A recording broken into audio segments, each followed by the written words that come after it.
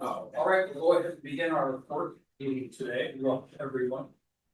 Special welcome to our new mayor, our judges, and our new councilor. Yeah, thank you. Let's begin with the roll call. Jeff, let's just. Oh, yes. The button to turn on your mic. It's Jeff Whitlock, Craig Christensen, Rachel Whipple, Gary Garrett. Patrice McKay, Becky Bogdan. Travis Hoban. Great, thank you. And again, we welcome Mayor Judkins. All right, we'll begin with the annual council governance review and priority setting discussion. And Justin will lead that for us. Perfect. Well.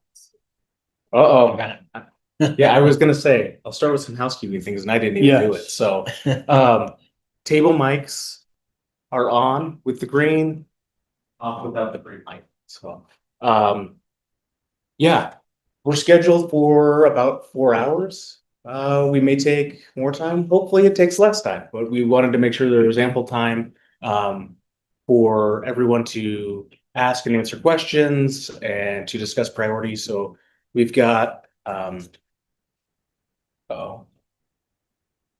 click on there, Kevin. Our agenda today is kind of as follows. We've combined this into just one item, hopefully to make it a little more informal.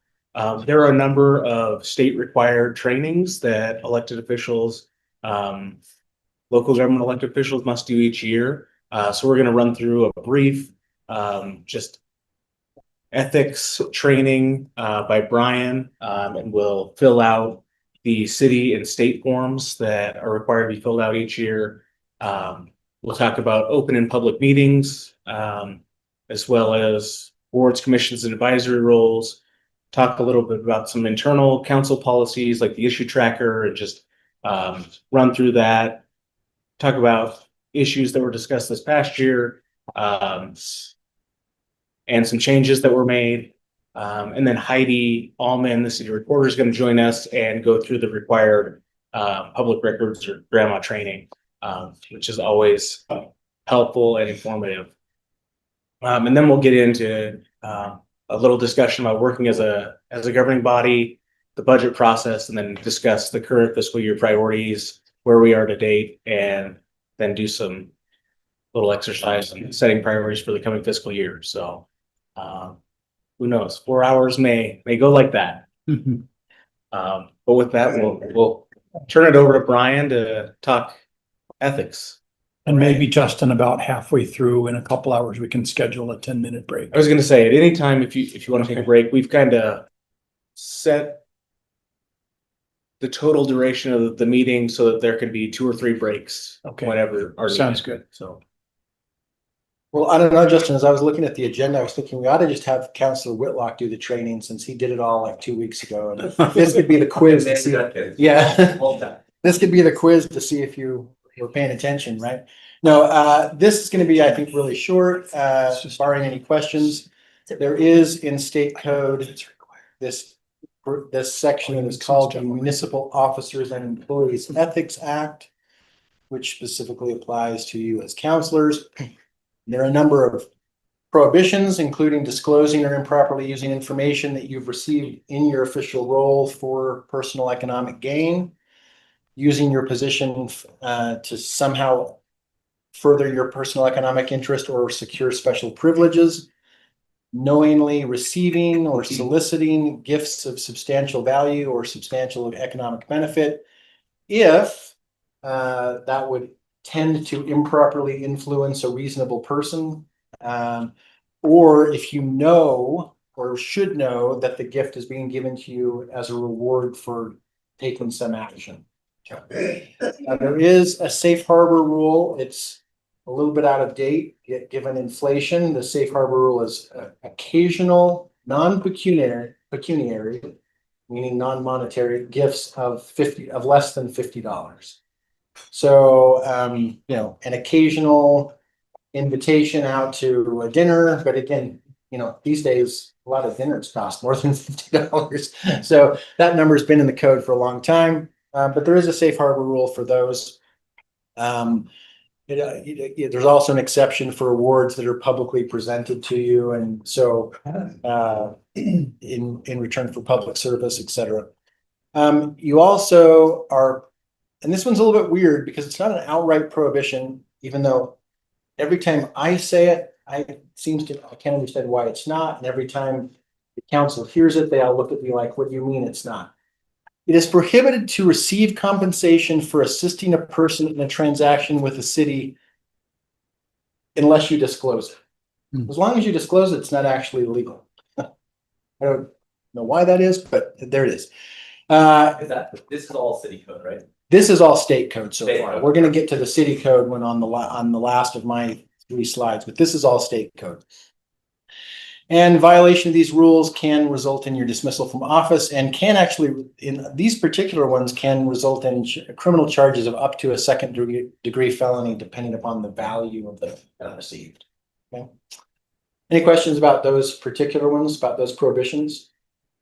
Okay, so the next page is about disclosures. These are things that you must disclose. The first one we already talked about. If you receive or agree to receive compensation for assisting someone with a transaction, then you have to disclose that in writing to the mayor and in the public meeting at which the transaction is discussed.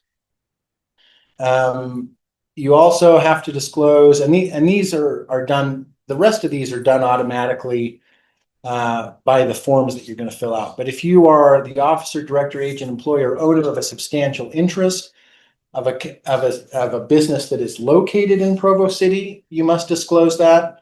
You also must disclose if you hold any of those same roles or interests in a business entity that is doing business with Provo City. So even if you own a business that's in Orem, or you have a 10% interest, well, again, and this includes your wife, right? So your wife has a 10% interest in a business that is located in Orem, but they are applying to contract with the city or to do something with the city. That also needs to be disclosed.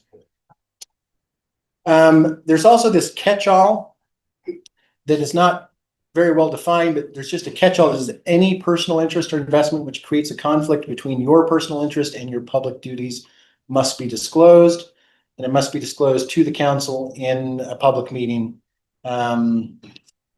Let's see.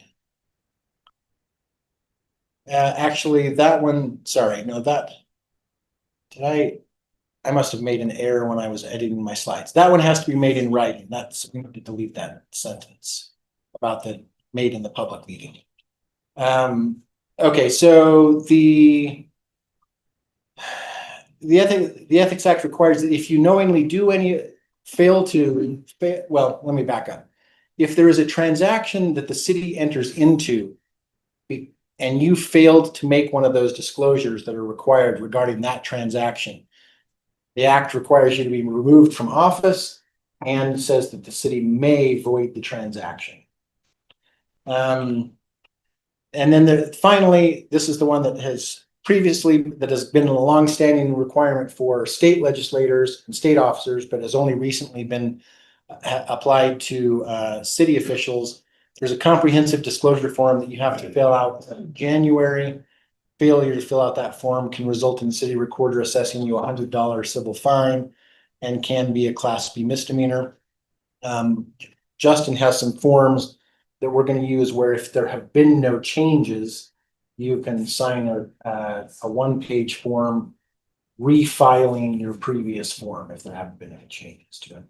Yes. Can you use the one we did as candidates and refile that, or do you have to do a new one as a? You can use this one pager that says all of that information is accurate, but because it specifically says you have to file one in January, it not only says by January 31st, it says no earlier than January 1st. So you have to file one during the month of January.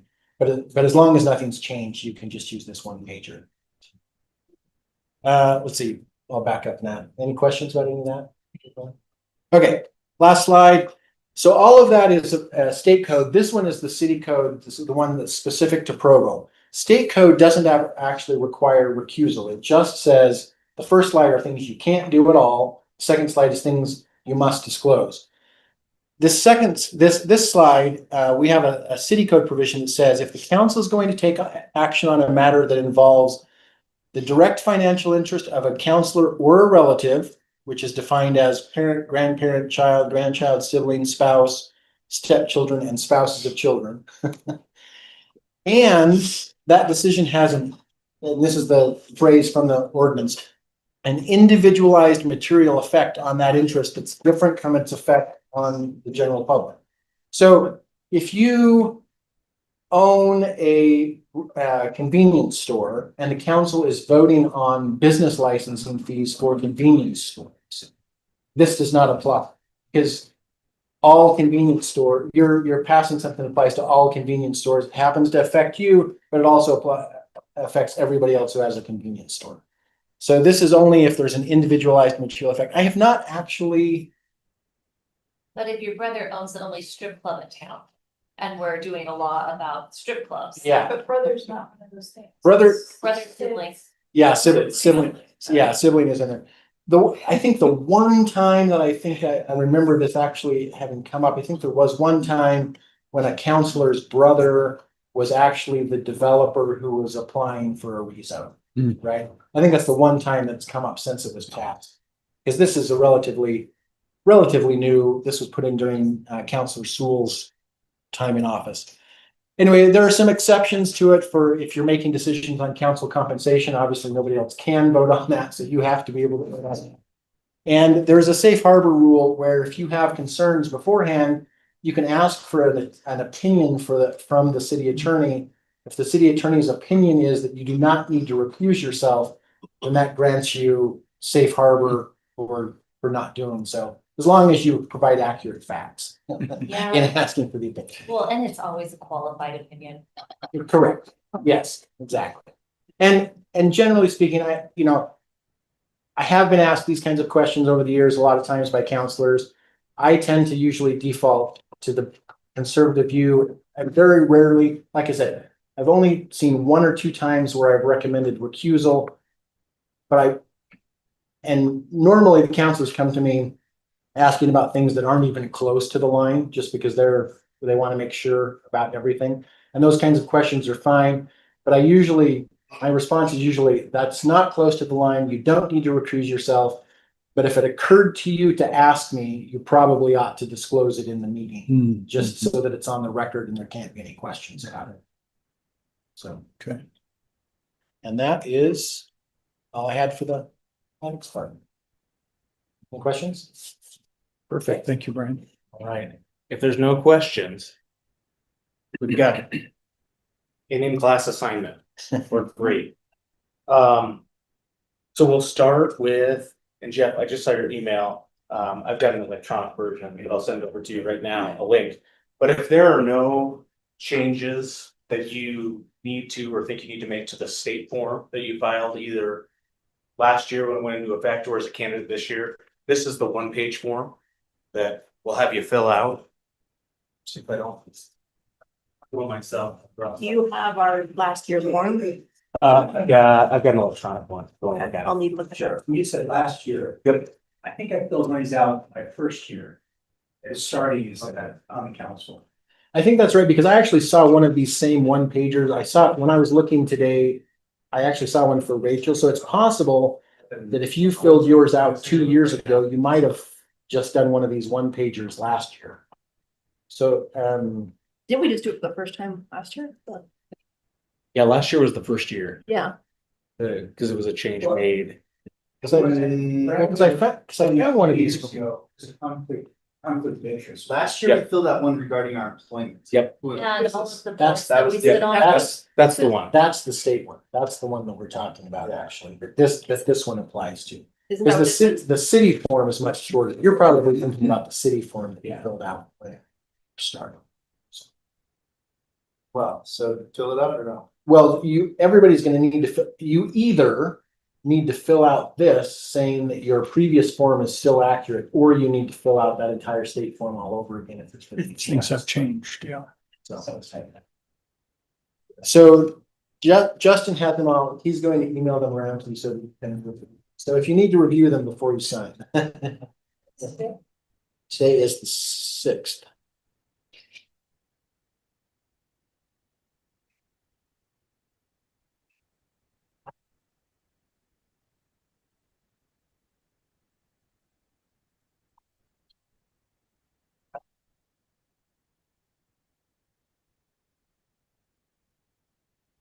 Yeah, that one, I'm gonna hand out while you.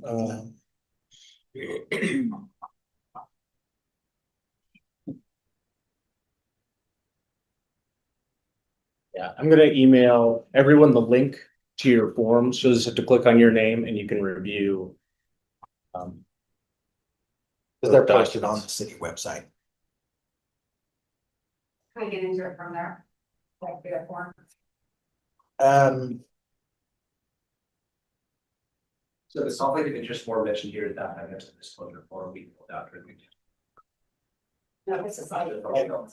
I need to see, that's why I think you probably need to see the form, so you know that you're signing Yeah, exactly. regarding the first one. It's the one that asks like, All your stuff. who your employee, yeah, that, Yeah, one. yeah. Yeah, that's the one. Yeah. So, Mayor, you already filled one out during your candidacy as well. So you can just use this same form. Yeah. Did they give you, do you have one, or do we need to make? Yep. Okay. Justin, have you sent it? Yeah. Yep, I just sent the link. So if you click on that link, it'll show, there's one list of council members that filled them out in 2025, and then if you were a candidate in 2025, there's a second list of them. Oh, it's all online. Yeah.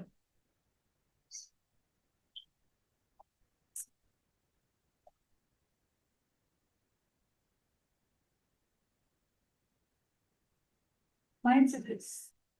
It says, sorry, that the page you're looking for doesn't exist or has been moved. Oh, no. On the main link that I just sent? Yeah. Well, I got to the link, but then when I clicked on my name. Oh, on your name. Under the 2025 forms, I'm the same You way. no longer exist. so That's, New website. we will have to address that with Heidi. Sounds like. Huh. How long? are my they? council or Mine's there. my candidate one is there. Oh. And that may be what, I can check with Heidi and see if you filled one out as a candidate, if they've taken the one down from Yeah, last but year. mine as a counselor is not there. Mine isn't there either. I need to fill out a new one. You are in luck. You got some. You can't see all. I think I asked this when I filled out, but you don't have to like, Maybe I should. you don't have to list EPS or stuff like that, but Is it it's only individual songs. Like Rachel, isn't Um, Thanks so much. I think she said no, but I didn't list them. I assumed I asked the question, right, but. Teresa's yours coming up? No. I'd have to Candidate one comes? look. I candidate, my candidate, all I have is my candidate expenses, that's it. If you scroll down, Yeah, there's nothing. Yeah, and my candidate one looks exactly like this. Oh, So it's not the full filled out thing. okay. If you had a previous one. Wait, I may have clicked on the wrong thing. Oh, no, you're right. There's candidates re-election. That's. Okay, all I have is this on mine. So here's the form if you wanna look at, and if you think there have been any changes. Yeah, it specifically says stocks or bonds. You can do this, if there's not any changes, you can do this. So. That's different.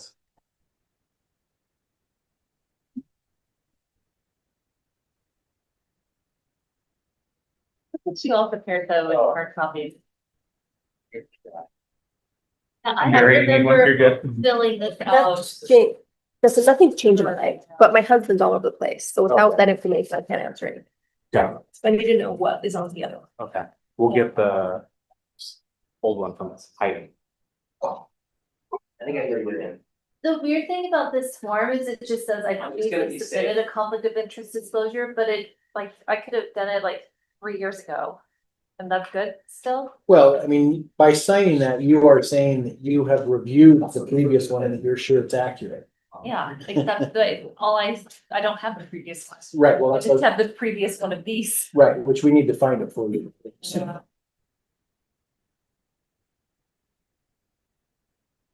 I guess I could just fill this thing out in case. Right.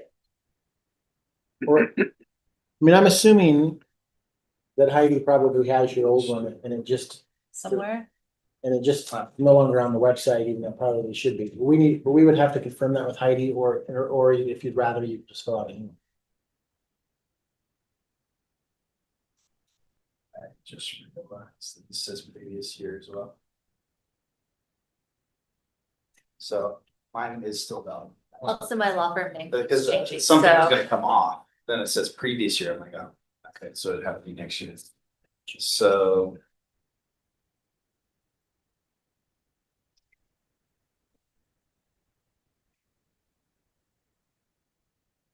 Oh, perfect. I have a question. Brian. Yeah. I mean, but it's talking. Do you, the phrasing of this is, well,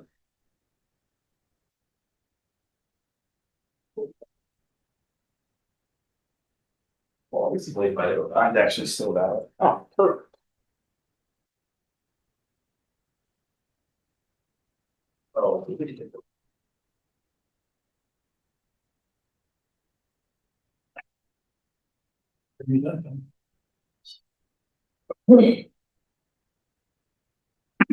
Travis. oh, yeah, sorry. It says, from which the regulated officer candidate has received 5,000 or more in income. That we can forget what kind of business that's you're losing money on. Oh, Have to- well, let's see. I suspect it's I probably. have to do that. I Sound yours. suspect it's probably not You get defined, but let me look, I'm looking at the statute. know Let's see. That's Exactly. Okay. Reaching. That was the only one. I was missing, right? Becky, yours was listed as well. So I've got 401k situation. I have no idea what any of that stuff is. Do I need to worry about the stocks bond? That's what I was asking. Well, I You're think not controlling that if those it's are a not held 401k. by you. Yeah, so- You hold the 401k, but you don't hold the Because stocks. those are managed by a third party. Right. Check if not. But this is what I was interested in, is like, yes, there's like a different brokerage. Yeah. It does not clarify, Councilor Whitlock, it doesn't clarify that, but I would say it's because it says income instead of revenue. I would say that yes, it's net. Yes, it's, Yes, it's net, not. it's actually, but Yeah. however. Yeah.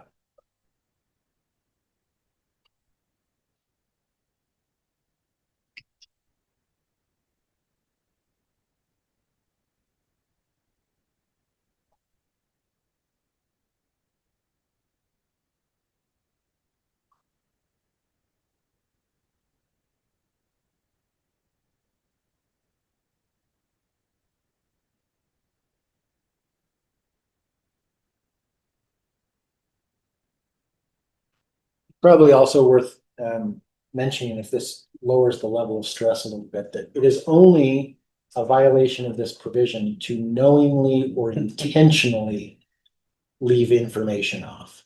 So if you don't know if it means net income or income, Right. So Pick your- pick whichever so one. if you make your best effort to fill it out, You're looking at yours. you are good Is there a- up until the point where Heidi, I found it. as the city reporter, for some reason discovers that you're missing something, at which point she has to give you a written notice, at which point you have, I think, 14 days to amend your form to comply with the notice. So you actually cannot be held liable for your form being wrong unless you knowingly and intentionally filled it out wrong. So. All right.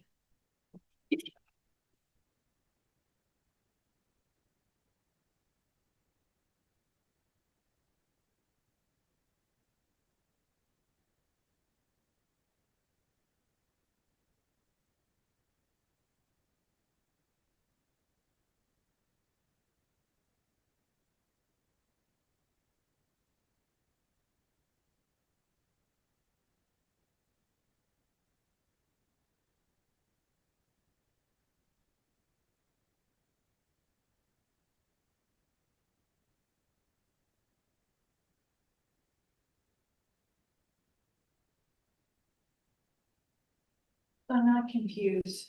My spouse is employment doesn't have to be on here, right? I'm not If reading spouse. that form doesn't specifically ask for it, then it doesn't. It just asks for spouse thing, the other stuff.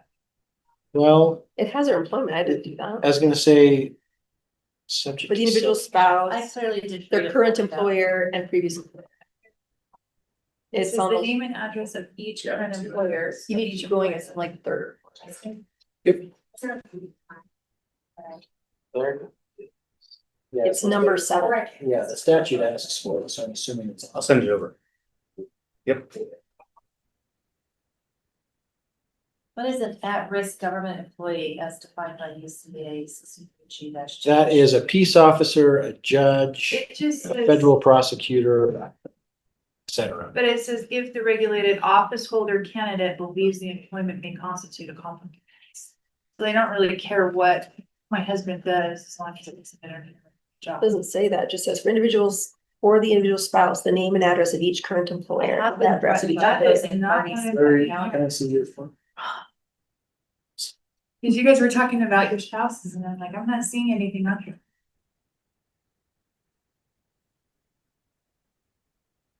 See. Yeah, the form was different last year. Oh, so is it less invasive now? I don't think so. He doesn't even teach in the city, so. Oh, okay, so. You must include, according to statute, you must include the name of your spouse. But you only have to include the name of their employers, current and previous employers, if you believe the employment may constitute a conflict of interest. Oh, so we don't need it. So you do need the name, but not their employer unless it's. So do they? Oh, well, that makes it, I don't need to do anything then. I'd go ahead and leave the check mark, but just go ahead and put their name in the box. So if I don't need to do that, I can just do this, Oh, okay. right? Yeah, if that's the only thing that's changed or wasn't on your previous one. I did it on the previous one, but it doesn't matter now, it's changed, so we don't need it, it's not a conflict The employee, right, of my husband. right. You just need his name.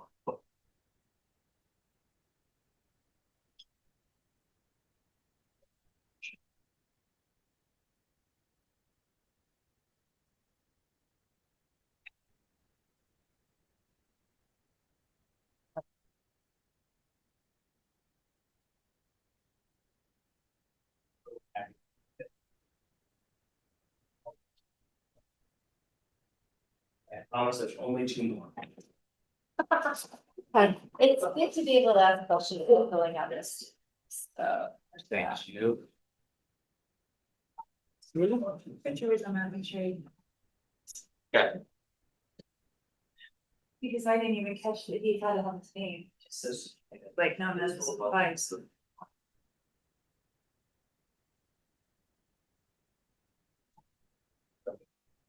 Here, That's the only thing. I filled out both ones. I've done space. I really perfect. What's up? Yeah, I'm sure you filled out the boxes. Right, you gotta do that. It's a good faith effort. I did my best. Yeah, I did try. It works with my I wife. think there was another form that we filled out where we listed all of the different boards that we sit on. Which form was that? Yeah, this form has that. This has directors. This has. that. Yeah. Even if you're not, you're supposed to. But it only had space for one, so I only listed the one where I'm the president of the board of directors, not where I'm sitting on a board of trustees. Well, the other form was built differently. I Yeah, don't know if the questions were the same. So, yeah. Technically, no voting members. Nothing what? What? Nothing what? I don't know. I was just trying to draw. Yeah. I'm on the library board, but I don't think that needs to be. I know I mentioned them, but. I haven't put a amendment on there because I'm. Alright. Next 2. So there's a gift and conflict of interest disclosure statement. This is a city form that the council has adopted that is also at to employees, anyone who works for the city. Great, yeah, we went in December, so. That reminds me that I have a chocolate bar upstairs in my cubby that I haven't eaten yet. So Well, there may be like, nothing, there may be something, but here is. And this is for last year? This is for. Last year, if there was anything that you needed to disclose that you didn't at the time. Saying like past disclosures? Yes. Oh, this is the excess. Yeah, sorry, this is $50. Okay, so you know what SPDs are? Sorry, you got you. No. Basically, they're like What is the it? LLCs you spin up for like direct investments or venture. What of the value of the gift you received? It's like a newer thing people have been doing as a way to do like small Lawn chairs. investments and like partial investments into small startups. I have like. What? An ungodly number of these that I don't even know because you do it for like I said.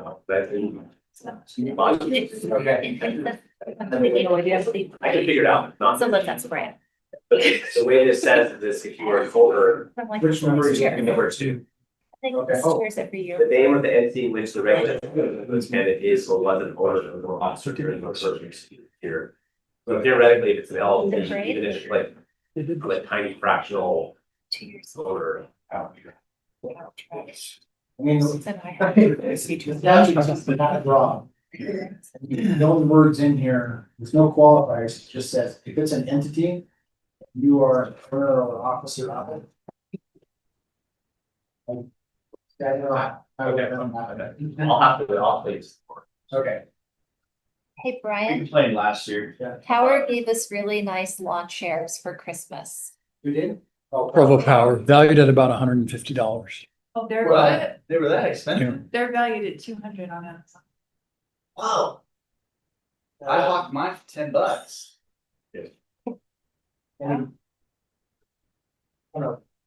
Power, But they gave them to all of their right, employees, so it's not special for And us. I don't think they spend that much on it.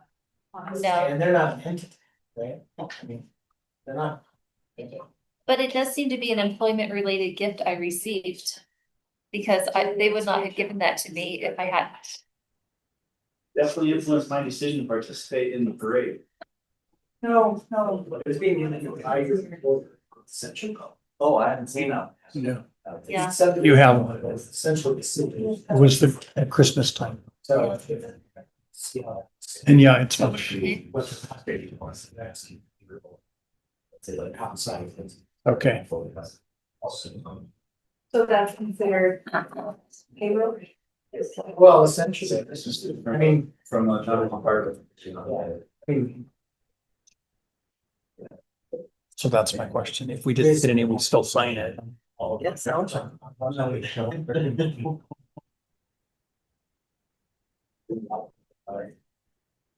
Yeah, well, Okay. Yeah. So I think that's the only Christmas gift that we got then. Yeah. Mhm. Yeah, we didn't get it. Send us for a game. They're too hot, right? They're too like. Let's see. Valuable. That console, he's really Plus, on right they're now. not trying to avoid us raising the rates. It's water in the fridge. They're like, eh. They couldn't even like give us their like BYU 150 t-shirts. But they gave out to literally every other person in the city. We're just They're not better. that cool. We got some chocolates. This formal kind of. Spots. Okay, dude. You can just attach machine. Just you want some myself. Or you can use. Becky, Unless you want. No, I try. Yeah, did you say there's one more, Justin? There is. One more. That's the easiest one. The other three weren't easy. No. So. That's the substantial interest. It's just so stupid. My law firm is in the city of Provo. It's regulated by Provo. So I should disclose that because I'm an employee of it, even though I'm not an equity partner or anything. Yeah. So, It's regulated. How's it regulated by Provo City? yeah, business license. Business license. It's this. Unless. And they, you know, do business. And I mean, we have real estate attorneys who help developers and things like that. So sometimes they've been the legal counsel for some of the developers. And then they just set up firewalls, so I have no idea what they're doing. Better safe to include it though. Yeah. We're gonna clear that. After recording here.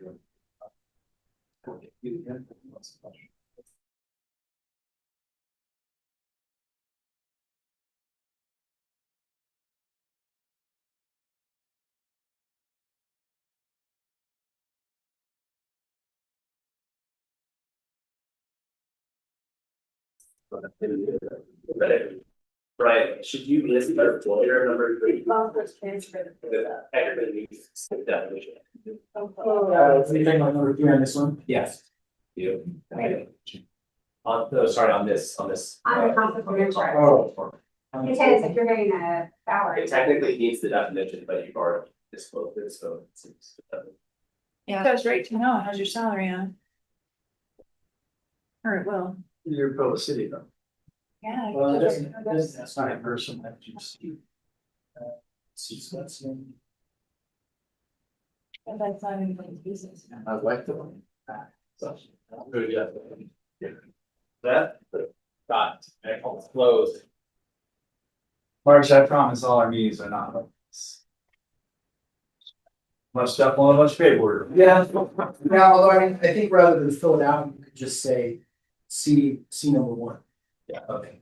Okay, I didn't do that, but I don't think most. You filled out to the best of your knowledge at the time. That's right, but that's. I'm learning I should have just signed this thing and then. That's what you do. Yeah, That's all I said. Next year, remember, you just sign the form. Yeah, I'm learning. Don't look at it, just sign it. Don't look at it, don't think about it, just sign. No conflict of interest, and you'll hear from me if I have you. We're just saying, political, and Theoretically, now that I know. I think the intent of the forms is lost in the execution of the forms. So wait, the rest. Should state on this one. Was this one? Every year. I know. It just needs to be typed up. It's Yeah. too broad. Yeah. Say Basically, so that's. Yeah. So as long as you can say, yes. And my intent was there. Well, I think that. We've got that language. I just don't know that she. I don't think she. All right, the last one is the Provo City Code of Ethics of that conflict of interest one. So this is also what the state acknowledges in our, oh gosh. Did we still see salt yesterday? Yeah. These forms. This is an annual thing. So feel free to sign this as we lower our score. We did. Yes. Yeah. So this comes through on Workday. I know some people don't Workday. Kudos, Rachel and Craig did it on Workday, Oh, but everyone, if you can just initial it, then we'll get it to HR, then it'll be part of it. What is it? This is just the acknowledgement of the code of ethics. Did we just talk about? Okay, good. Yes. Okay, so it's something that we have already gone through.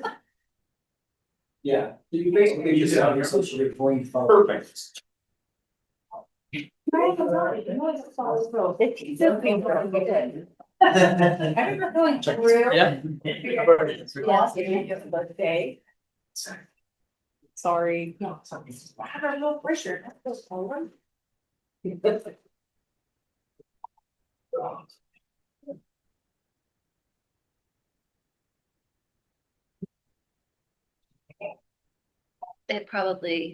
probably the most efficient way to get all these stupid forms done though. yeah, I apologize. Pin us all down. The worst part is. Well, I think last year That's all we signed a bunch of them after the meeting. And we were all there like trying to, Yeah. and I remember once we did a drink. Our dinner. I ran out of question. Yeah. On number 3, do you include? From like 5 male, only person.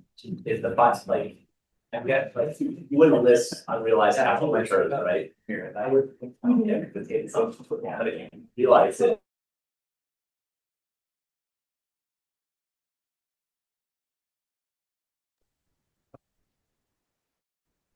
Yeah,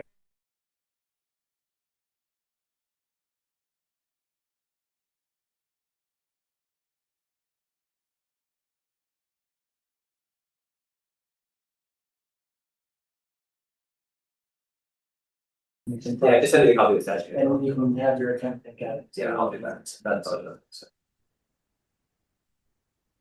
All right. I promised that will promote Maple Park. I will just mention one more thing.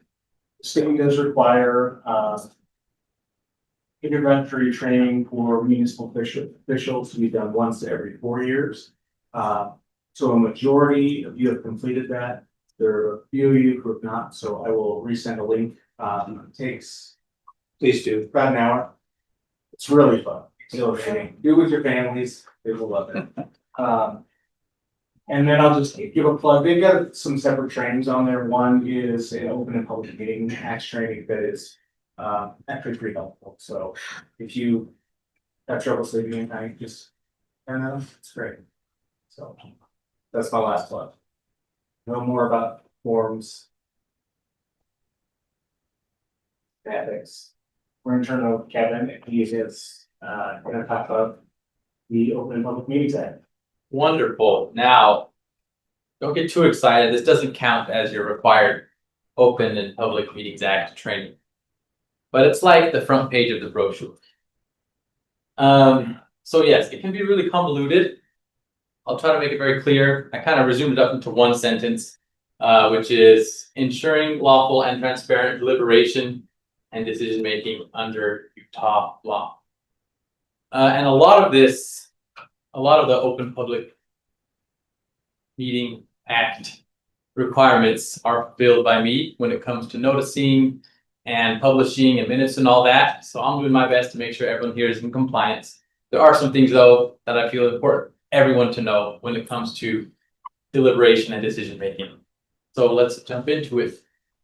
Who does this apply to? It applies to a public body of at least 2 people or more that has been created by the Utah Constitution or by resolution or ordinance.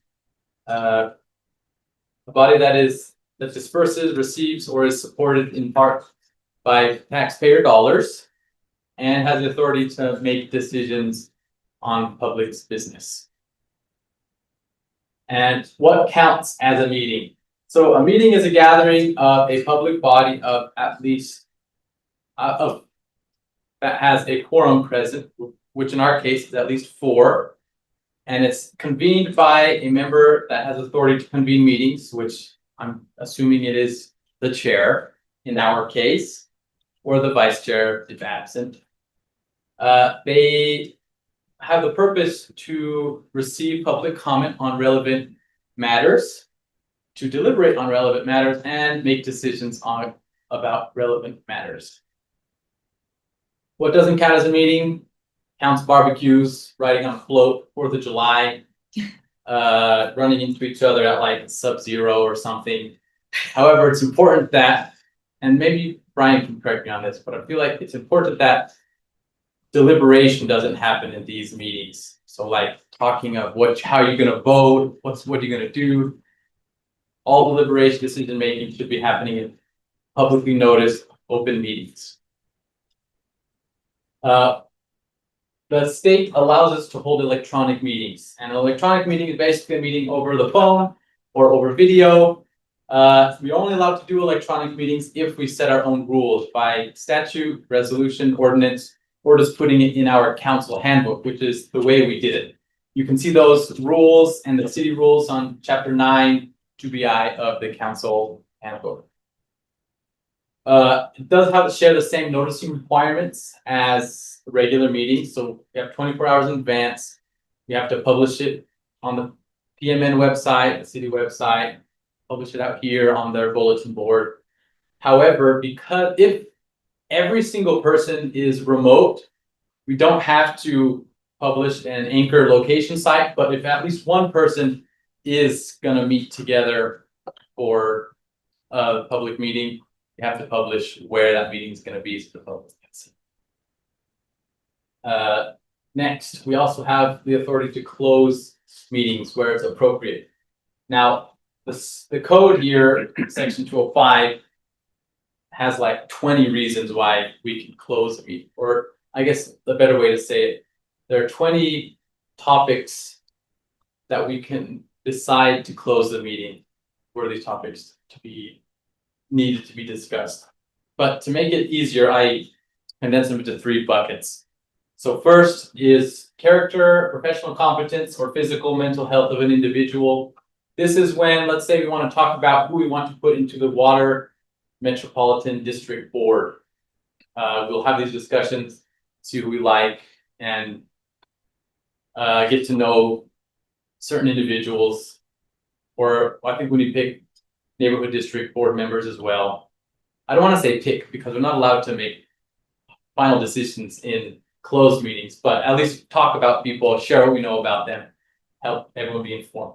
The next bucket is strategy for bargaining, litigation, real property negotiations. So these are discussions where, you know, the city might be in a worse position strategically if we have these discussions open to the public.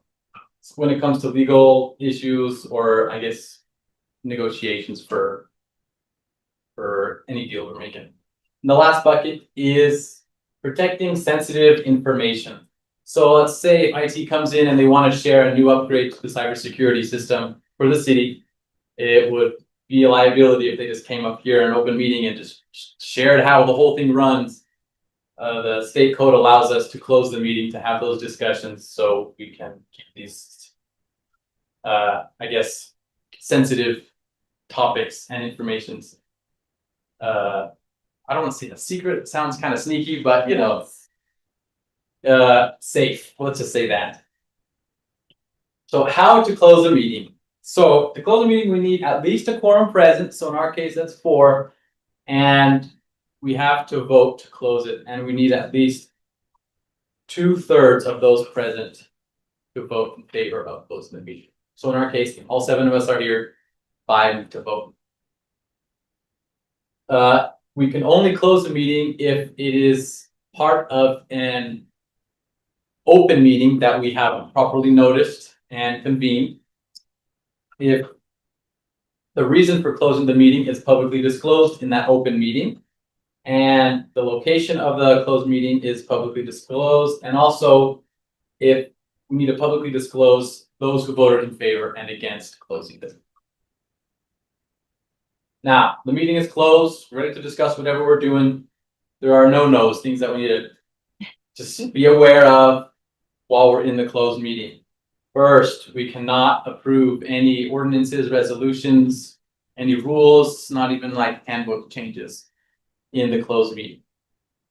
Now, this is very specific, but we cannot interview prospective individuals to fill elected position vacancies. There's a story behind that. You can ask Brian about that later, but that's just one of the lines in the code. So if one of us were to step down and we were appointing a new counselor, we would not be able to interview them in a closed meeting. Correct. Yeah, there's a provision in state code of how you will do that in an open meeting. Okay. That's interesting. Oh, that is interesting. Yeah, very awkward. Yeah. And then lastly, we cannot take any final action or vote in a closed meeting. So this is kind of curious because let's say we're picking who we want to be in the Metro Water District Board. So we can't like go ahead and raise hands. I vote yay, nay. But I guess what I could do, I can go up to everyone and say, hey, I will prepare the resolution for next meeting, and I will include these following names, which I feel is what's favorable for everyone. Does anyone object? I feel like that language might be more appropriate. So there's no active voting going on. But then again, it's still never final until you guys actually vote on it in the night meeting. Yeah, it's an interesting thing because it seems like practically you should be able to vote, but that vote wouldn't be binding until the vote was done again in an open meeting. But we're not even supposed to do a straw poll kind of thing. Well, I mean, again, I guess. What's the definition of is? I mean, it then becomes a question of what is the definition of vote. In my view, it's not saying you can't state your opinion. It's more just a formality. Now, what you just described is what the law used to be. It's only been a few years ago that they changed to say you can't vote. Before that, you could vote as long as you weren't taking final action. Somebody somewhere, I don't know the background, somebody somewhere must have done something that looked to the state legislature like they were using that as a loophole. So they amended it and just said, you can't vote. But again, you can all go around the room and say, here's my opinion, right? Which is same result at the end of the day for what we're talking about. You can't vote. So. And then when you get to the night meeting, it's, we can't talk about any of this, let's just take a vote. Well, most of the time you can talk about it in the night meeting. And in most cases probably should, because the reason that you're having the closed session is because it somehow disadvantages you to have that information out in the public early. But at the time that, like, so again, one of the reasons that Kevin talked about was a land transaction. It's actually more complicated than that. It's not just this default category of, it's just a land transaction. There are actually elements to it that there has to be a reason to believe that disclosing the information prior at that point in time is going to cause harm to carrying out the transaction in the most effective and profitable is the wrong word, but the most I can't think of the word that they use in the statute. But anyway, the most effective way. That is not to say that at the time that you actually vote, that you shouldn't talk about all the reasons why the land transaction makes sense, because by the time you're voting on it, those harms can't happen anymore, right? What it's trying to prevent is you have a conversation right now about this piece of property that you're interested in. Somebody hears that, they go out and they buy it immediately, and then want to charge you 3 times what the previous owner was going to charge you for it. But once you get to the open meeting and the decision, there's no prohibition on discussing your reasons. I have a question. Is there a prohibition for talking about things in an open meeting, or does the state just allow us to close the meeting for our benefit? These are just allowed. Right? We're not like forced to close the meeting, it's just. Yeah, there's the one that you and I talked about before. There is a specific one that applies only to certain state agencies that they are required to, but the city is never required to. Understood. But All right. I wouldn't ever want to be doing the discussion of character and competence of an individual in an open meeting. Oh, 100%. That seems like it could open up a whole different set of liabilities. I mean, I see all the reasons that of a liability. Well, in fact, and I'll throw this out there because maybe just as a heads up to staff, so we can work collaboratively together on the chair notes. We've kind of crept into using the template where we're actually recently, I've noticed we were asking for public comment on board and commission appointments. Historically, we haven't ever done that before. And what you're talking about is exactly why. In fact, we had an instance several years ago where a board and commission appointment blew up because comment was allowed. So normally that's the one item that we don't take any public comment on. That's good to know. I can edit the template today. Wonderful. Those seem requirements. So. You have to have public comments? No. So under the statute, we only have to allow public comment on things that state or city code require public hearings on. State code actually and city code actually distinguish between public meetings and public hearings. Public meeting means that you must discuss and take your vote in a meeting that is open to public, but you don't by law have to allow comment on those items. You only have to allow a comment on items that require a public hearing. And those are actually very few items. In your case, it's mostly appropriations. Because for land use items, the public hearing is actually in front of the planning commission. So the planning commission has to allow public comment. The council doesn't if they didn't want to. And the open public comment period, just while we're talking about this whole issue, is completely voluntary. It's not required in any way. You can get rid of the open public comment period at any point if you want. So like with budget, you'd have to have a public hearing Yes, and then any appropriations that come after the budget pass. correct. Yes. And there are other things. There are a lot of specific decisions that state code specific. So condemnations, annexations, putting things on the ballot like the RAP tax, right? Those things all have specific requirements. When you're day-to-day Things that we usually. amending the city code and even zone changes, they actually don't require public comment by law. Interesting. All right, so next we're talking about notice requirements. So depending on what the council wants to do, they might have different notice requirements. So first, class A, that notice class is for regular council meetings and work meetings, which basically means I need to publish it on the city website, on the state website, PMN, and on City Hall right here in the bulletin board. That's a class A notice. Class B notices are for agenda items that affect a certain part of the city. From what I understand, development services, they send out a lot of class B notices. And they send, let's say there's a zone change, they'll send a mailed notice to the affected population. Class C notices are usually for larger things that are citywide. From what I understand, I think truth and taxation might be one of them. That's a class C, where we have even published in the newspaper for everyone to read. Next, we are allowed to hold emergency meetings, but there are a couple of rules. It needs to have, it's kind of vague, but it says we need to, as practical as possible, make a notice of the emergency meeting. It doesn't say 24 hours like the regular meetings are, because my assumption is emergencies, sometimes you don't have 24 hours to make a decision. But we have to do our best to notice as best as we can. Also, we need to do our best to notify all members of the public body. Again, as practical as possible. We don't know who we can get, but the requirement is at least 4 of them, a quorum has to agree on having an emergency meeting for it to happen.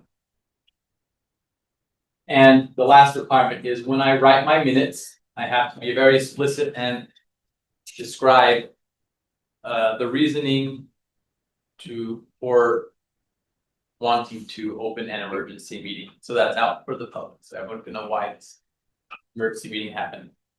And speaking of minutes, we need to keep minutes and recording for all open meetings. And so I take care of that. I get them done in about 2 or 3 business days after. It says I have like 30 days to do it, but with the recording, with AI, it gets really easy now. So we're very compliant on that.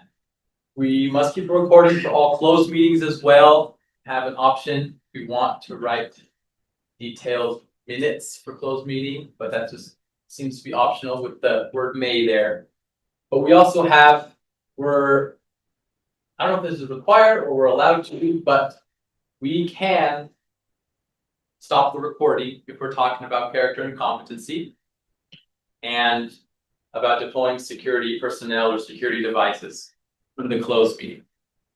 When we do that, all we need to do is have the chair sign a sworn statement that, hey, we stopped the recording for this specific purpose. And staff will provide that document for the chair to sign so that the process goes as smooth as possible. A quick question. When you did Jeff's onboarding, did you go through the safety procedures and everything? Do we need to review that as council again? Do you need to review that?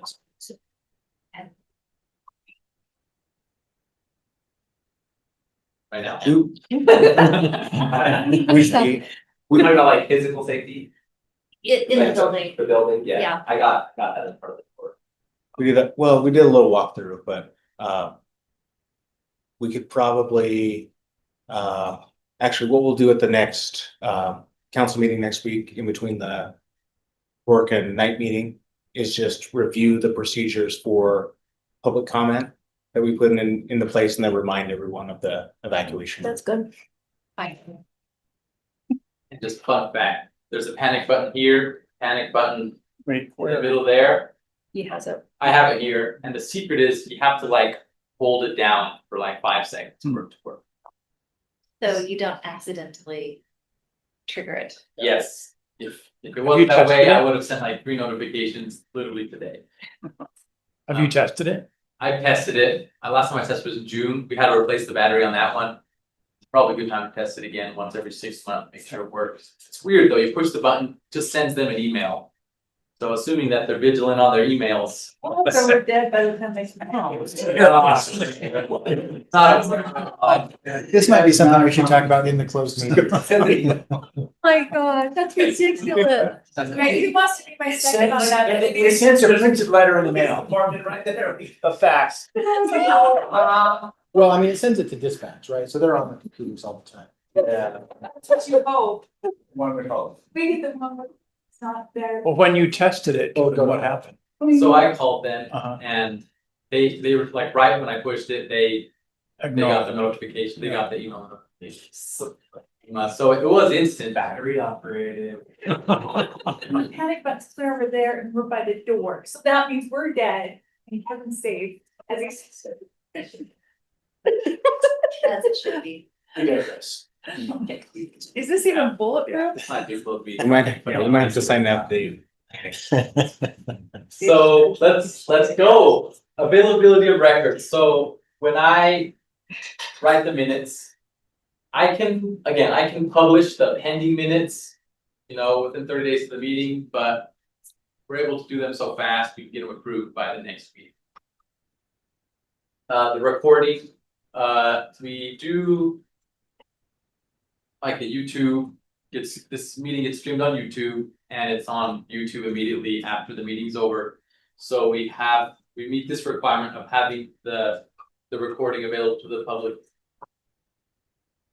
And the method we have established for approving minutes, we do that in the work meeting before we hear our item. Violations of OPMA. So in addition to any other penalty under this chapter, a member of the public body who intentionally violates the closed meeting provisions of this chapter is guilty of a Class B misdemeanor. A court can also void any action taken in violation of law. Sometimes violation can be cured by discussing and taking public vote in the subsequent open meeting, and may have to pay court costs and attorney fees. And lastly, common violations of the Open Public Meetings Act. It's closed meetings without members of the body voting first in an open meeting to close the meeting, but we've been good with that. I do our best on the chair notes we provide to make sure everything we need to say and vote on is nice and ordered for you guys. Conducting a closed meeting for reasons other than those allowed in OPMA. Also been pretty good with that. Taking official or final action in a closed meeting. Failing to properly provide notice of a public meeting. Failing to provide adequate notice of a public meeting. That double seemed like a double. And we've been good on it. That's all on me to make the proper notices, make sure the minutes and the recordings are available. I guess for the council to know, it's just most important to understand the closed meeting rules and avoid deliberation outside of an open meeting. That's all. Any questions? Thank you. All right. Well, I'm gonna turn it over to Heidi. She's got a great quick things up for you. GRAMA presentation.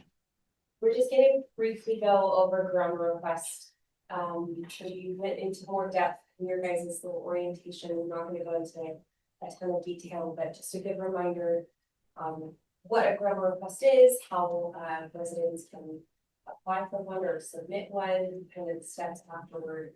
And then the process, if the process we go through to classify a document if it's something we can serve. Kevin, did you get the slides? I emailed them to you before. Oh, I put it right now. I had my email off, sorry. No, I'm sorry, I just got them done. Procrastination at its finest.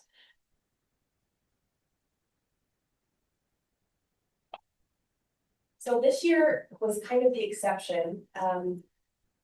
Typically, the council does not receive a ton of GRAMA requests. Same thing with the mayor's office. This year, we had a couple hot topic items, Dirtylicious, and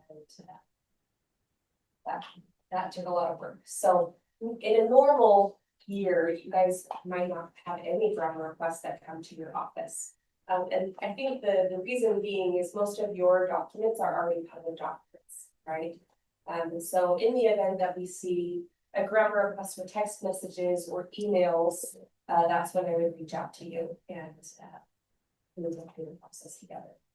But typically, so the GRAMA is the Government Records Access Management Act. It's Title 63G in Utah Code. And the code is pretty specific. They add to it, they revise it almost every single legislative session because there are new types of records or we make changes to what's classified in different ways. But the purpose of GRAMA is to protect what should be protected, but most importantly, make public the operations of the city, right? We are a public body. We operate in to support the city and its residents. We're not trying to do shady things behind the scenes, right? So what things that we are doing in most cases would be public. There are obviously things that we don't want to release, things about our employees, things about confidentiality as far as police and fire reports that are governed by other things like HIPAA, which we'll talk about a little bit. The right of privacy in relation to personal data gathered by governmental entities. So we protect records that should be protected and we release records that should be public. That's kind of my role, is to classify where those records fall. Okay. So what is a record? This seems like a silly question to ask, but the code defines it. A book, letter, document, paper, map, plan, photo, film, page recording. I'm even leaving my office on microfilm, which we have no way to read that, but it is a record that we hold. Any other document that we possess as a record, right? What a record is not is personal information received by an employee, which is non-work related. That's the key. So if you guys are texting your families, that's not a public record. Even if you are texting during an open meeting, that's where it gets a little bit gray because it's happening during an open meeting. So people assume that it's work related. If you're texting your spouse, hey, this meeting is going to go a little bit long or something like that, that is not subject to being released. Right? If you are using your phone for work, even if it's a personal device, so I am on my personal phone that is not paid by the city, I'm not reimbursed, but I'm doing business on my phone, that business is subject to GRAMA, right? Does that make sense? Phones get a little bit tricky. Kind of case dependent. A temporary draft is on this list. Now this is kind of conditional as well. A draft that never makes it to its completed state, but decisions are made using that draft is a record. If it's a draft like version 1 of something that ends up being published after version 5, version 1 is not considered a record anymore because we have the updated version 5. That makes sense? Okay. Junk mail, book in a library available to the public, things that are on a daily calendar. No. Okay. So there are a few ways that someone can request records, but there are provisions on what has to be included. So they have to, a person or an entity or a group of individuals, they have to include their name, mailing address, and phone number. Mailing address is I'm a little bit lax because a lot of things are emailed now, so I consider that the address as a form of their address, right? They also have to describe the records that they are requesting with specificity. That word always makes me. I can't assume what they're wanting. So if they say, I want all records about my house, that does not tell me enough information. I can't just plug in, we don't have a citywide database that I plug in an address and it pulls up everything. It's not how it works, right? Police has their own records, fire has their own records, development services houses their own records. So you would have to tell me what type of document you're looking for your home in order for me to respond to that request. Okay. Requests can be made on our website. It's provo.gov/grandma. Very simple, straightforward. If they can email them to me, we can receive them via fax, if that's even a thing anymore. We could do it that way. Mail, they can come in person and fill out the form in person. Or there's also an open records portal on the state website that those get directed to me if they select those. Various ways to request records, we try to make it easy for them. Yes. Next question. I can't remember what it was, but we had a request come in and I cannot remember the situation, but it was like, well, which messages should be included and which shouldn't be. And I think in general, when a grandma has come in, we've just been asked like, provide everything. But I think in this situation, there was a specific reason why it was like, well, we need to know if the text message or they want text messages or email or whatever it was. I can't remember. So I guess I think at the time, my 2 cents was like, we need to know specifically what's being requested rather than just like broadly send us everything. If that wasn't the request, right? Because the issue is if one request we provide lots of information, then another one comes in and we don't provide as much, then we can be accused of like withholding or treating one request different than the other. So my opinion was like, we need to be really standardized in our procedures and processes on how we fulfill these requests, right? So I cannot remember what the situation was, so I'm sorry. I could go back in my emails, but I guess I just wanted to express that opinion again, that like, if they're not asking for text messages, we don't send text messages, right? Like they have to specifically ask for which type of message they want, right? Yes.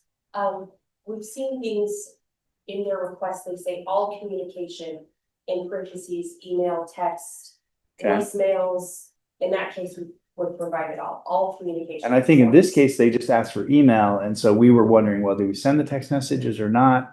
And so, but I think the request came in like, send us what you have. And so we had to get clarity on that. But so I guess just saying like, I think being consistent in how it's requested of us Sure. ensures that people aren't feeling like we're treating certain requests differently than others. For text messages or for even emails, to get a narrower scope so people aren't having to pay as much or we're not having to review as many records, we try to get either the email address that it was sent to or a phone number that it was sent to. That way, when you guys are searching for your text messages, you're only looking for this specific phone number that you either received or sent messages to. I've tried to be consistent across the board as far as requesting that information if it's a specific phone number or email address. If it's a topic that it's related to, that makes it a little bit trickier. So I think I remember what we were talking about. Does that sound familiar, Brian? Did you remember Yeah, what it was? yeah, I do. And I don't remember the specifics. I remember us having that conversation. I think it was something where they asked for emails and at least some people were turning over things that weren't emails. Right. And so I think we had that conversation, and I'd like to piggyback on that and say another thing, which goes both to that issue about format, also goes to the issue of substance. My advice has always been for the exact reasons that you just mentioned about consistency and you know, defensibility of following the rules. My advice has always been answer the request that was made, not the request that you think was intended. Right. Right. So when we send you something, read it carefully and look for the things that are actually described. Don't go, well, this is about this general topic, so they probably just want everything about that general topic, and so then you send everything about the topic. Right, but then if you don't do that next time, then you're accused of treating the request differently. Right, So, right. So, and Heidi is very good about clarifying with requesters about what they actually want. What usually happens is it goes the other way. They usually send us a request that would take us 200 hours to comply with. And Heidi calls them and says, well, we're going to charge you $70,000 to fill that request. Would you like to tell us what you actually want? and then they narrow it down. And what they actually want is usually something really small, but they either didn't know how to ask for it, or they were worried that if they narrowed it down, they wouldn't get what they wanted. And so usually it goes the other way around. But again, just for consistency's sake and to say that we're following protocol, Only send what's actually read requested. the request and comply with the request. Don't try to interpret it. Right. And one of the things, I can't remember if you already mentioned this earlier, but it's right there. One of the requirements is that it must be described with reasonable specificity. So there have been requests that we have denied just on the fact that we don't know what they mean, right? We read the request and we sit down in a group and nobody can figure out what they mean. And so we say, well, you got to restate this in a way that we can actually interpret it, or we're just going to deny it because we're not going to try to guess what you meant. And that's always done. Okay. This, Sorry, there you go. thank you. This is kind of what the GRAMA request for, like, I didn't include the entire form, otherwise it would have been really small. This is where it gathers the information that's required. And then you can see that box, underneath this box at the bottom, sorry, I didn't put that one. It asks for this open text form that asks for what they are requesting. This bottom box here, it does say, if you know what department you're seeking this information from, please list the department. That's not a required field. People don't always know who they're wanting the information from, they just want information. So like Brian said, a lot of what I'm doing is trying to figure out what it is they want and who owns the record. And then I send it to the department to actually file the records and get those records back to you. On the left-hand side is kind of the flow of where records go. After a request is submitted, it comes to me as the reporter. I receive it, I respond back to the requester and let them know the time frame that we have to respond. So GRAMA requests, we have 10 business days to respond to the request. If it's an expedited request, that time frame is cut in half, and we have 5 business days. So I'll let them know you should expect to hear from me by this date. If something comes up before that date and we can't get that information, then we can send an extension basically that says, I'm so sorry, we're processing a lot of requests, or what you requested is a very large request and it takes a little bit more time. Here's when you can expect realistically these records, right? So it's just trying to keep the communication really. After I receive the request and send the information to the requester, I also send it to the department to compile the records. If it's not something I have access to in OnBase or repository of documents. The department typically will send the documents back to me. I verify the information to make sure that it is a public record, meaning it doesn't have people's personal information or anything confidential. It's not containing employee data, right? Anything that wouldn't be considered public, I make sure it is allowed to be released. If it's not, then I will redact the information and then send the request. Then respond. A couple departments, for instance, the Development Services Department, they get a lot of requests for the plans, for permits. I just bought this house and I want the original blueprints. They typically respond to their own requests because there are so many of them and they know they're public. We do trainings annually with the Department of Records officers who are responding, so they are up to date on the trainings of what is private, protected, and controlled.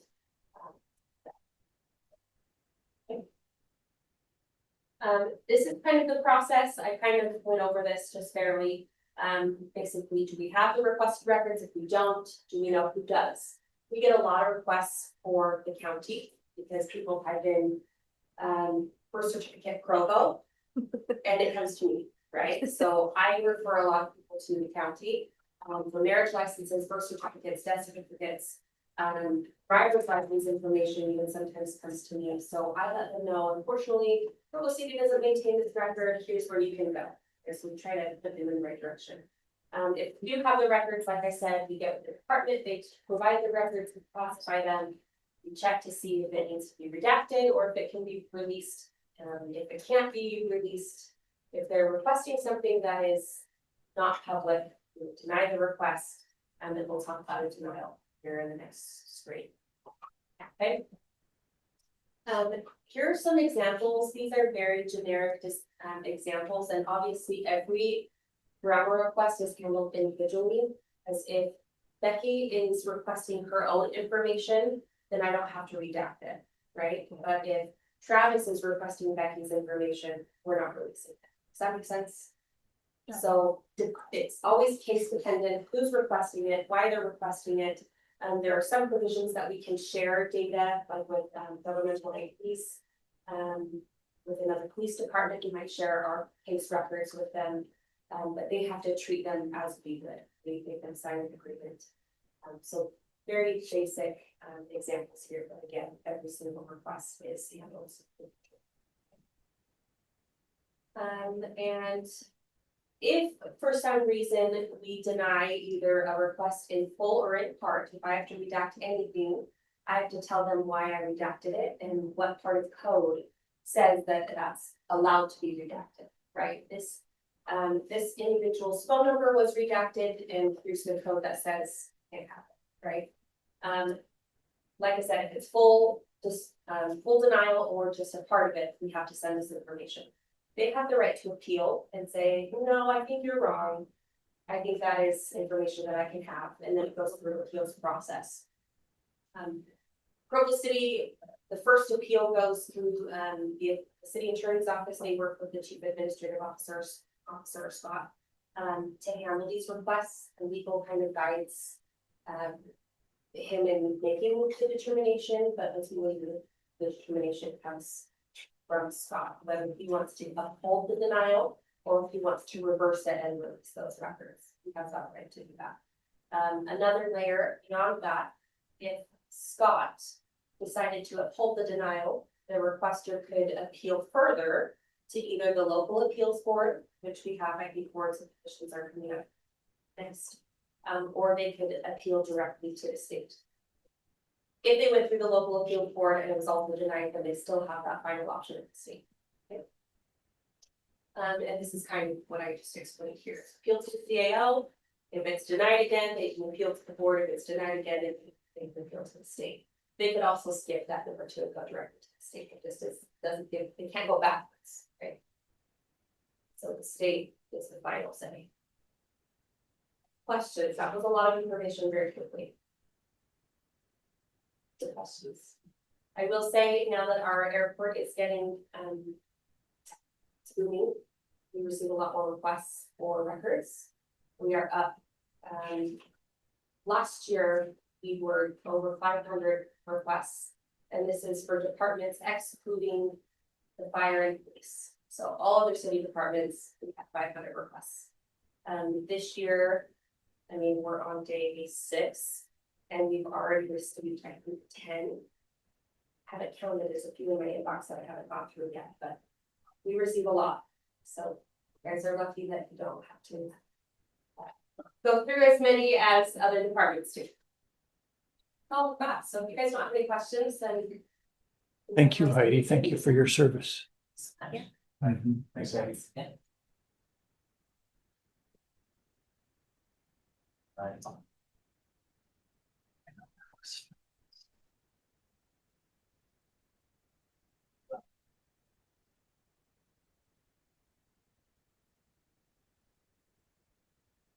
You want to keep going? Yes, Great. let's try to do one more. Perfect. Well, real quickly, we'll just talk about boards, commissions, and assignments. I know we circulated the list of roles around with council members. Happy to take some time and answer questions if there are specific questions about boards. Some folks have submitted their interest in serving as liaisons or board members to different boards and commissions. But just wanted to make sure that there weren't any questions that council members have, or if you want to have some further discussion about this, we can have it this time, or we can move on. When do we set the new assignments? Is that now? Sometime within January, try to get it figured out. How many people have responded and how many haven't? There have been 2 responses. Yeah, okay. That'd be a good start, is to people to respond. Jeff, do you have information on this? Do you Oh, have? Jeff, One of those 2 people. Jeff and I responded. We're the only ones. I put my homework. I appreciate you.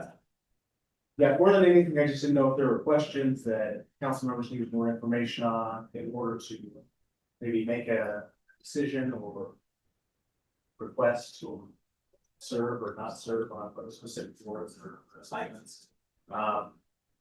There are some thrilling boards. Oh, yeah. We have a big flood for the LA committee. Yep. Travis Love. Travis and I, What feels unloved is the agricultural board. Yeah, It's the only one without that. it's a tough one. It's a little bit of a strag.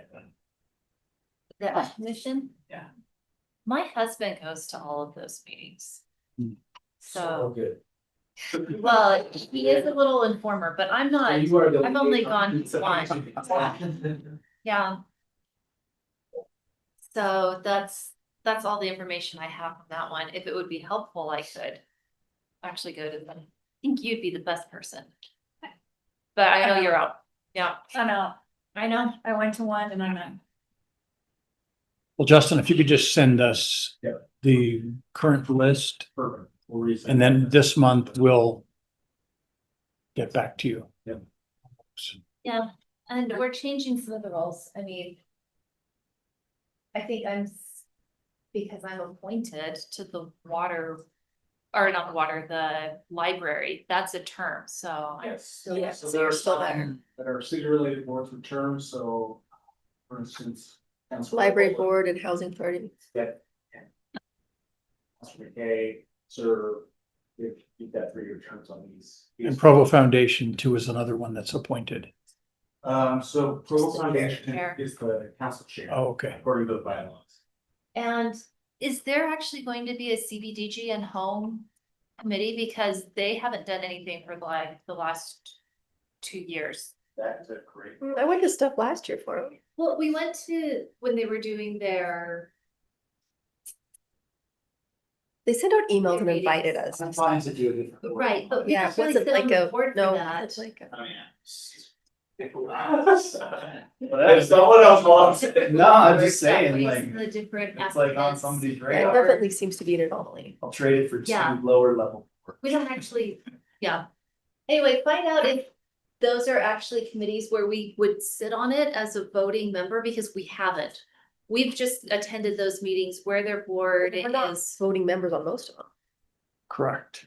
I don't know that we can be voting members. on I don't think No. we We're not a can, voting member. but Because we have the. the invitation to go to those meetings comes to the whole council at large, and I think most of us try to go, and so we usually have at least 1 or 2 counselors for each of their meetings, but it's over a couple of days because there's so many of the applicants. But that's all we've done with those, so I don't know if those need to still be committee assignments. We can have to take them off and just continue to send those out so you can make it. Yeah, It's up to the 2024 schedule to be determined, so yeah, the dates are even there. yeah, well, it ends up being like 3 nights in a 2-week period. No, but it should be 2026. Oh, yeah.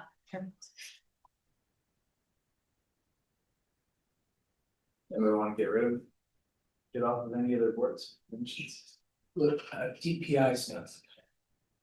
It's probably the next page. Is there another page, Justin? Is there another page, Chester? There is. I'll go back first. So on committee, there are 2-year terms that are in governing documents, so. Councilor Chair Garrett and Councilor Openbowl need to be reappointed for some. We will take some action on that. Okay. went through these and this is the last page. These are non-city boards that have this kind of history, rule or tradition, request of a council liaison. Some of these positions are determined by bylaws that are made by the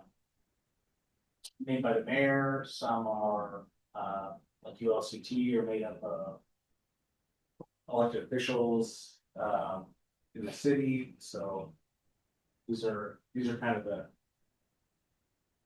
ascending order of weirdness. Okay. Board commission appointment assignments. This one is you. Do we?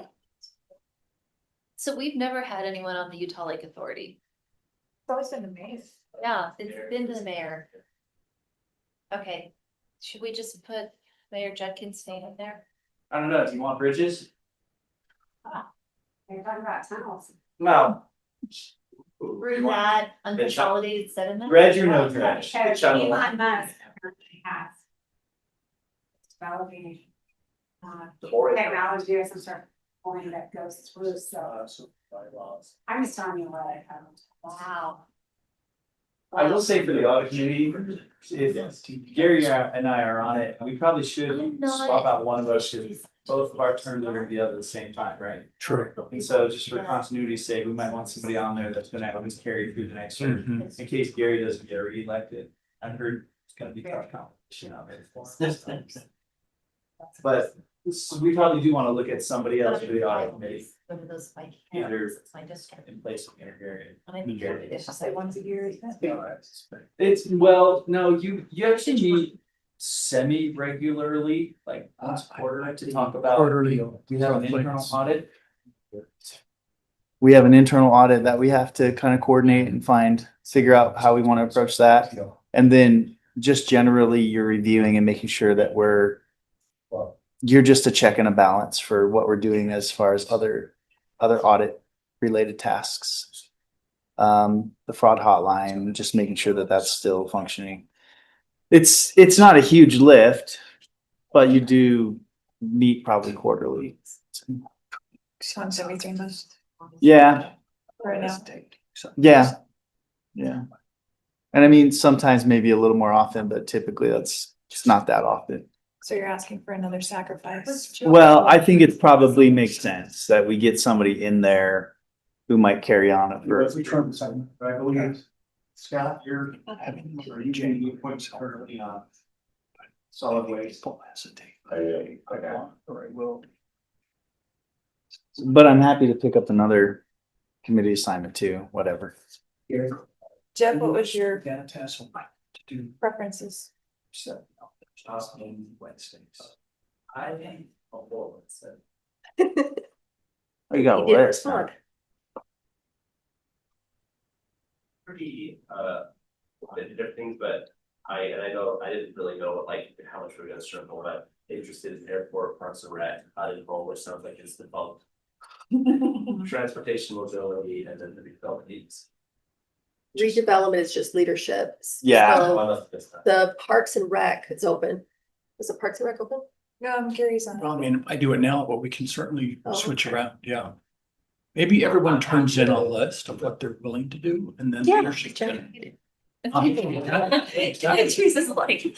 So just send this out. Back to the same. Actually, print this out and I'm gonna write my name where I'm going to serve. That too, yeah. Oh, And I then do you can like, come up with a I like compromise. Travis's version. That's less work for us. But I think we also need to fill in like which ones are the mayor is sitting on and which ones we sit on. Right, because we had the mayor for the Utah Lake Authority Right. and the, But what is the bylaws? Like, why is it even on there? if it's Yeah, there? that's what I'm wondering. The bylaws are, that's a mayoral appointment. So in the past, the mayor has appointed herself. So it's not up to the council to decide who the actual representative is, but you could have a liaison, like. So it's not one that we vote on. But I think that's something for us to, because you just look up there and it says Utah Lake Authority bylaws, it doesn't say. Yeah, just put the mayor on it then. Yeah, or Or mayor appointing. Is mayor appointed as well? Yes, although that one requires advice and consent. Well, that's the agency. So if the mayor wants to be on there, then I think we need to let the mayor know which ones she appoints. Without advice and consent, with advice and consent, she fills in all those blanks and then we, fill in the rest. Right.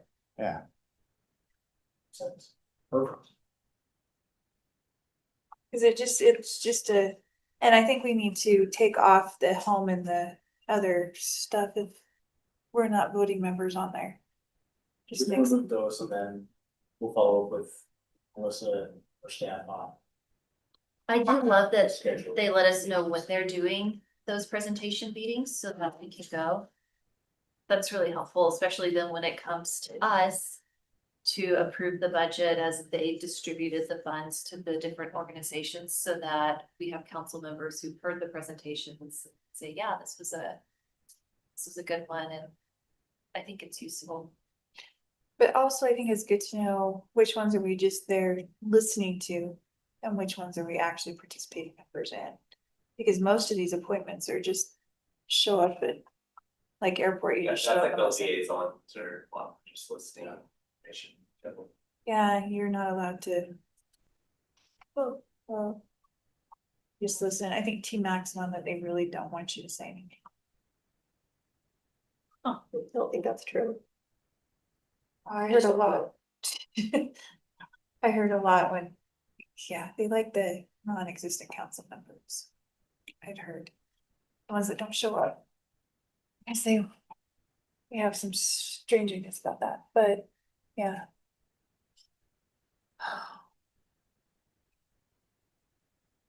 So we'll watch for that email from you, then Justin, and we'll get that sent back in. Right. Is Malia doing this issue tracker? Yes. Malia, how long is your presentation? I was gonna be like 5 minutes, but it. Let's- might be long. But it's fine. Let's go ahead and then we'll break after your presentation.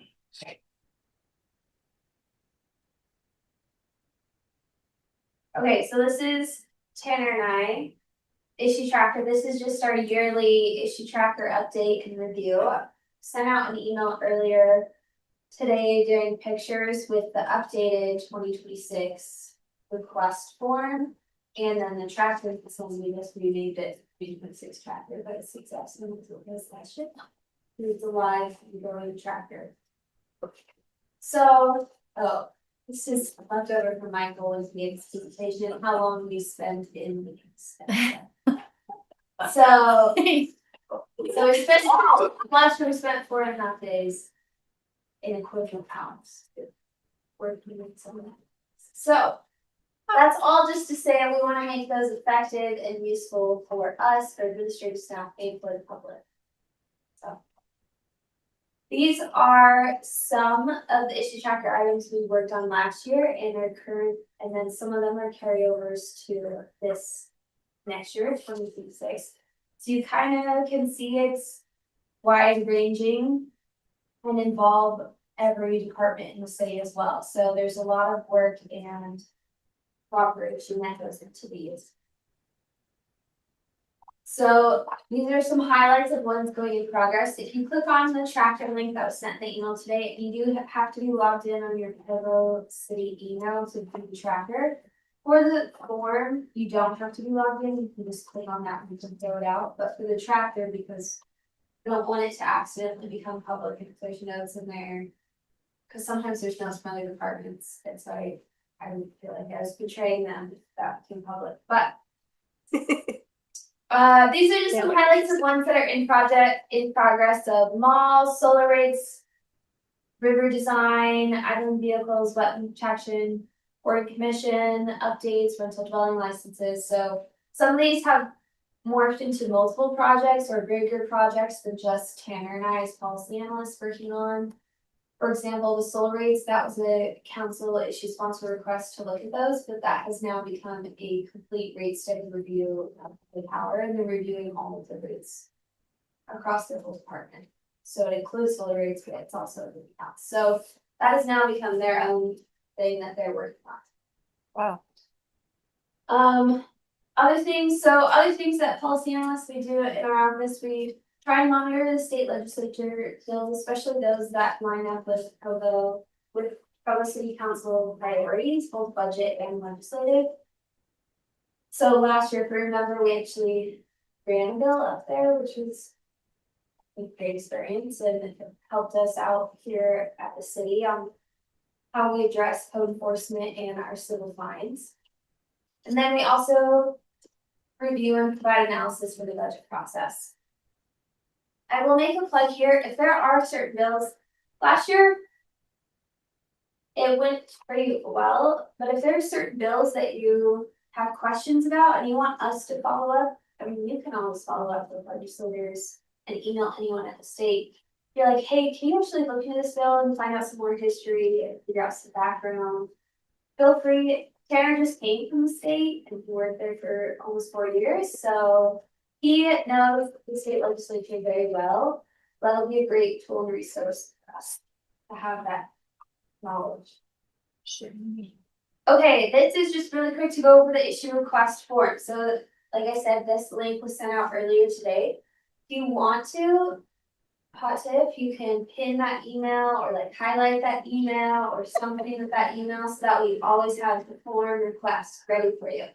If you don't want to fill out the form, you can call us, you can email us, that's fine, but then we fill out this form anyway, so it's fine. But it's just, it helps if the request form is filled out, simply because then we can get all the information and we can get right to work on researching rather than making sure we understand the request. So as we all know, for an issue request, it needs to have at least 2 councilors requesting it for the policy analyst to put, for us to put hours. So, but you can list as many co-sponsors as you want. If you can get more than 2, that's awesome. And then just a short title. If you're like Councilor Whipple, it could be punny or a joke or a reference to something else, which is fun for us to read. But you can also just put a title or whatever you like. And then question 4 is really helpful for us. So the desired outcome of the request. So do you want to pass an ordinance? Do you want to write a resolution? Is this a fund request? Is this reviewing an administrative department? Is this a presentation from an outside entity? Or if you're unsure what it is, then you can just click all of them, or you can just select one, and then when you go to write a description of what it is, you can let us know that you're not quite sure, but you want us to look into it. So question 5, 6 depends on your answer in 5. So 5 is just saying, is this, it's asking, shorthand is asking, is this an administrative request or a legislative request?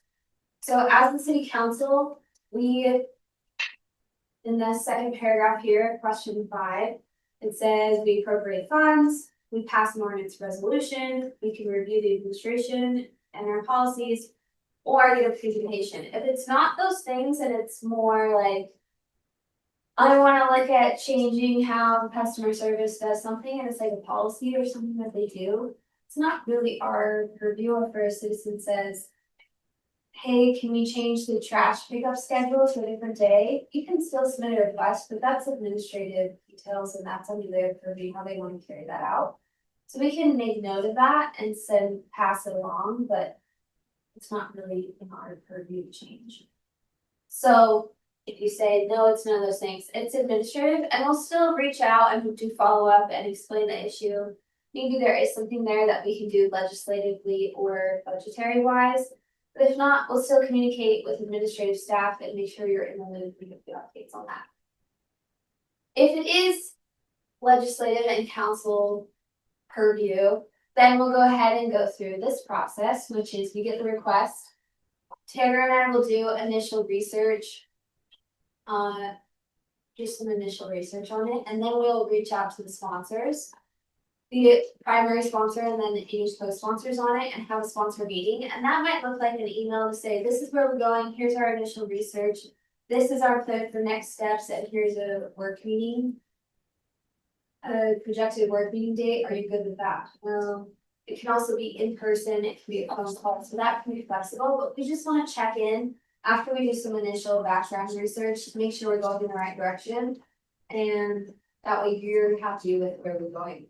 Then we'll go into more in-depth analysis and come to a work meeting, where we'll then present proposals and discuss it. And that's where we'll need a majority motion for the issue to go forward. And then after that, follow-up is draft an ordinance, come to a night meeting, go to planning commission. It becomes a bigger project that we and the administration take on. A whole myriad of options. But that is issue tracker presentation. Does anyone have any questions? Leah, can you go back to your first slide that showed the issues that you've worked on this year? And now your second slide. So of all of those issues, these are the only ones that are open. Highlight. So the tracker we have.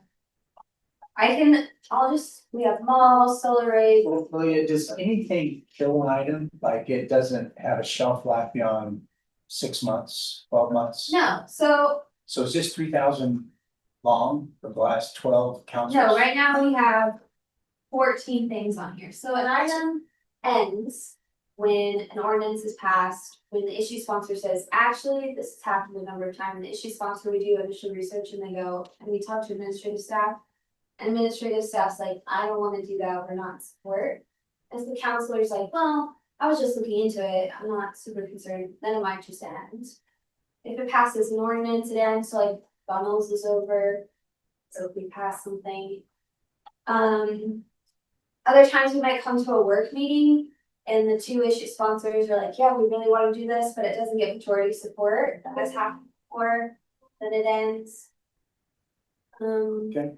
So there are 14 currently open issues. 14, yes. 14, these are just the big ones where Right. we just highlight. Here's, what it kind of looks like.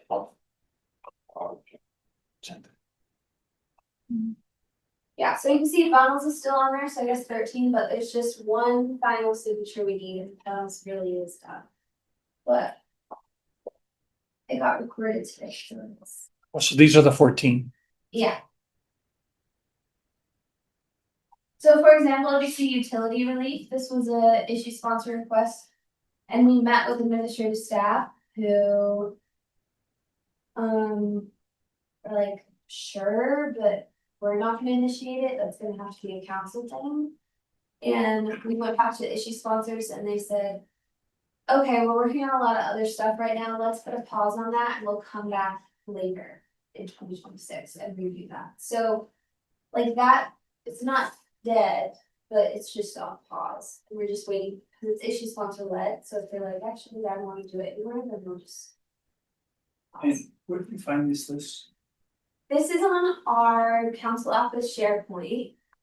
Or Microsoft SharePoint. I sent a link to it today in an email, so you just have to be signed into your provo email address and you can do this. Then we'll push this button right here. If you go to the SharePoint, I just sent a direct link to the tracker, not to this homepage. But if you want to go to the homepage, you can go to the homepage of our share drive. But I just sent you direct links to the form and to the tracker, so it just takes you straight to the one. It doesn't say that. So bundles just needs to be recorded. It got recorded today. And what about B City? That one's done too, isn't it? B City, we just have to confirm payment. Oh, And then that's also. okay. And that was approved by the foundation, by the way. Oof. But that's the hardest $500 we've worked for. So. Other questions for Malia? All right, thank you, Malia. Appreciate your work on that. We'll now take a 10-minute break, so we'll reconvene at 2:10.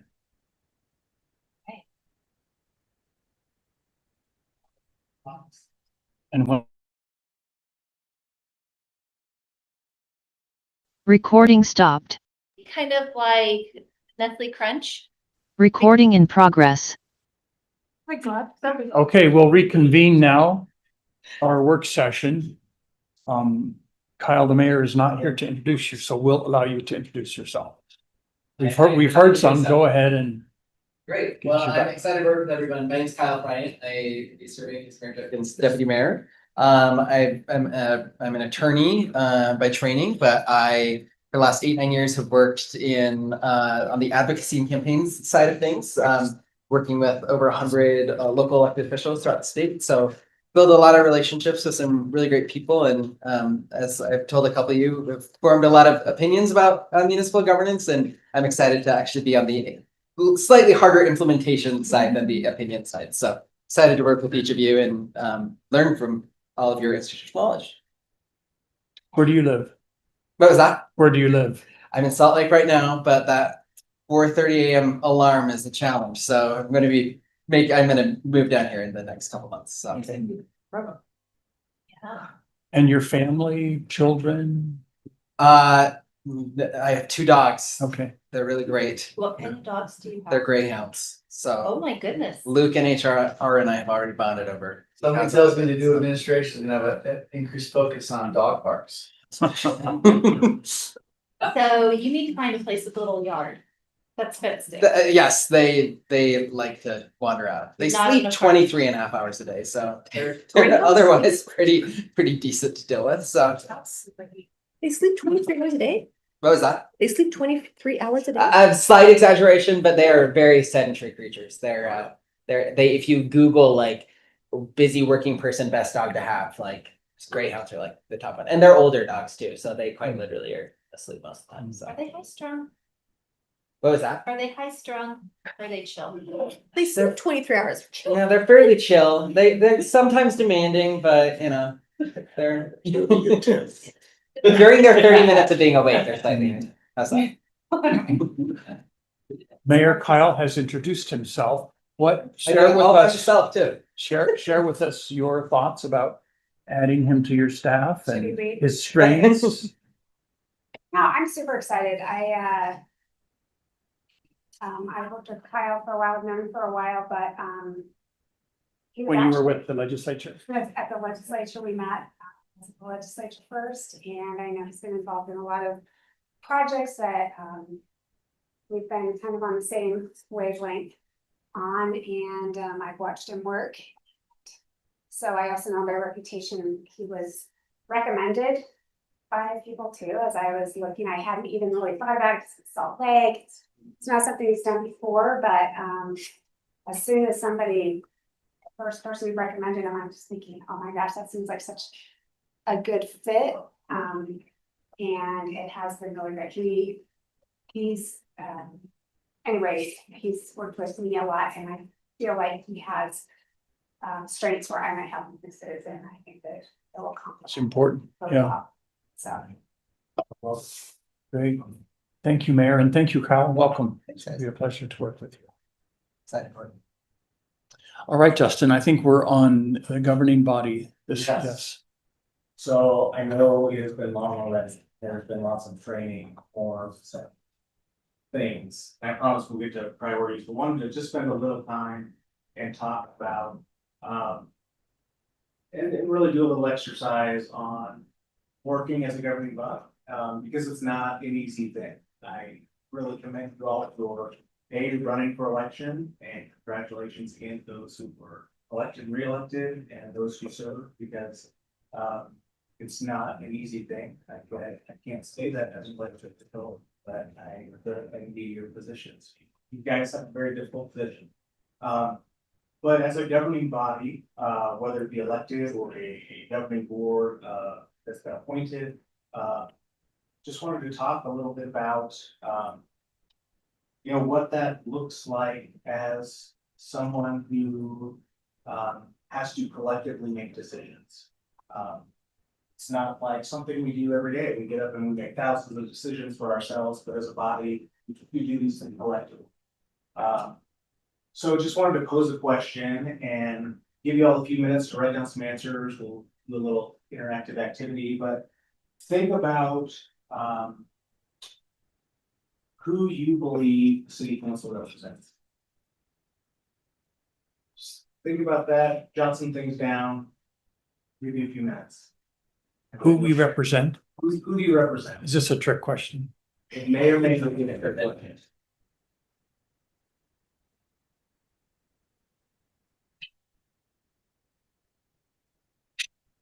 don't have the Jeopardy music queued up, but.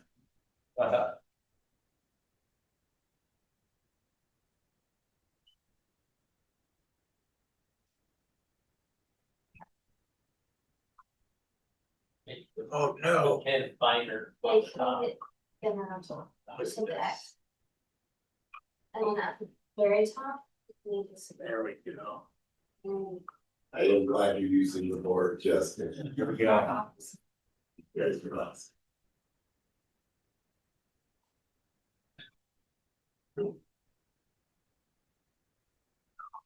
Please, Siri, so you don't have to hit the whole thing. Do you want me to write in the top? That's not a statement. All right, I've given up. I've given up. We'll write down some answers, but. Don't believe it's in today. I deputize you. I know we'll need a penmanship is much better.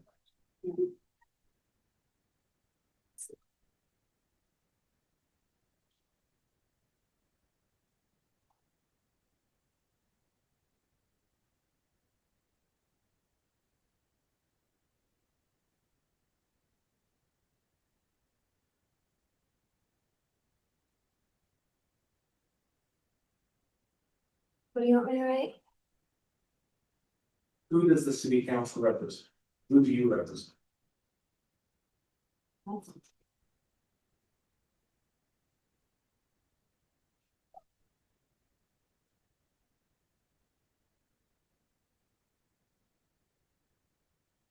Part of that little bit of delay. It is very hard. I'm just trusting. It's a technology now, right? It's easy as. Yeah.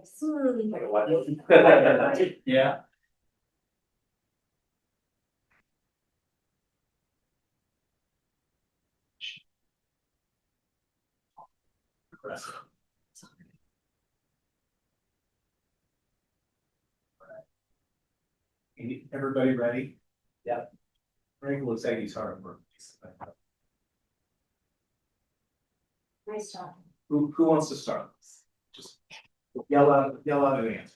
All residents of Provo. All residents. Okay. I mean, that's the obvious answer, those who elected us, but the part of Jeff's message when he said all is to remember that it's all residents, not just those who voted you into office. Yeah. Just like your voters, I thought. I would add all residents, present and future, because we have to make decisions for the future residents as well. This board, Sarah. I feel better. I think we'll play a more. Not past, we don't represent past. Just present and future. Well, we kind of do, because we represent those that are buried in the cemetery. We make decisions for them and in their behalf. I think do a pixelated one with the arrows only to. Is there a text board option, like keyboard, or just type it in? Yeah. I think we also have an obligation to the people who work in Provo, even if they don't live here. You know, the businesses and everything are really important. And those businesses support the community for our residents as well, so. Okay, so. Yeah, it's a really good point. All those that are passing through, so to speak. The ones who live and work here. What about the ones that go get services at the hospital? And our students, right? They're living here and often working here for a period of years. By definition, well, they would be residents. They're residents because they're living here, even if it's not their official domicile. Workers in Provo makes it sounds like we're going to unionize tonight, sorry. PW 259, Mm. chapter 259. I think what's interesting about our council structure is that We all make decisions on behalf of the whole city, but because of districts, we also maybe have a slight representation responsibility for our district, or those budget from specific district. So we end up being kind of subject matter experts Yeah. for those particular neighborhoods. Right. You know, what's interesting is there are decisions we make that do impact other people outside of our city as well. Like a decision we make regarding the river or the lake could have a profound impact on other cities. Yeah. So not that we represent them, but we do have some accountability, I think. But I don't know, I guess it depends on how you define and represent. How did, Stakeholders, you can just put stakeholders. Yeah, stakeholders. Could potentially, yeah, I don't know if we represent them technically, but. but we are aware. Or we should be. Yeah. Like, public. Those are workers, right? Yeah, unite. But I think for the most part, Provo employees are represented by their mayor, right? And we represent our staff. With the way the form of government is set up, because we can't really. Yeah, I think the question represents interesting, but if you expand the definition, like when we did the swearing in ceremony, mostly like a whole Constitution of the United States. So like, you know, even though you're not representing broadly the constituents, you know, the way you serve is like supporting our civil government. Good point. My mom's.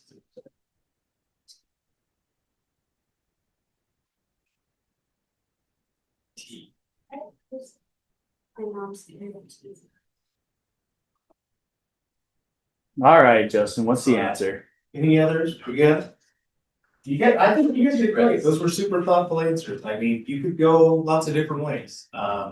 These were very, 30,000 foot level. But I have this list, from residents and businesses, taxpayers, to our neighborhood or our district,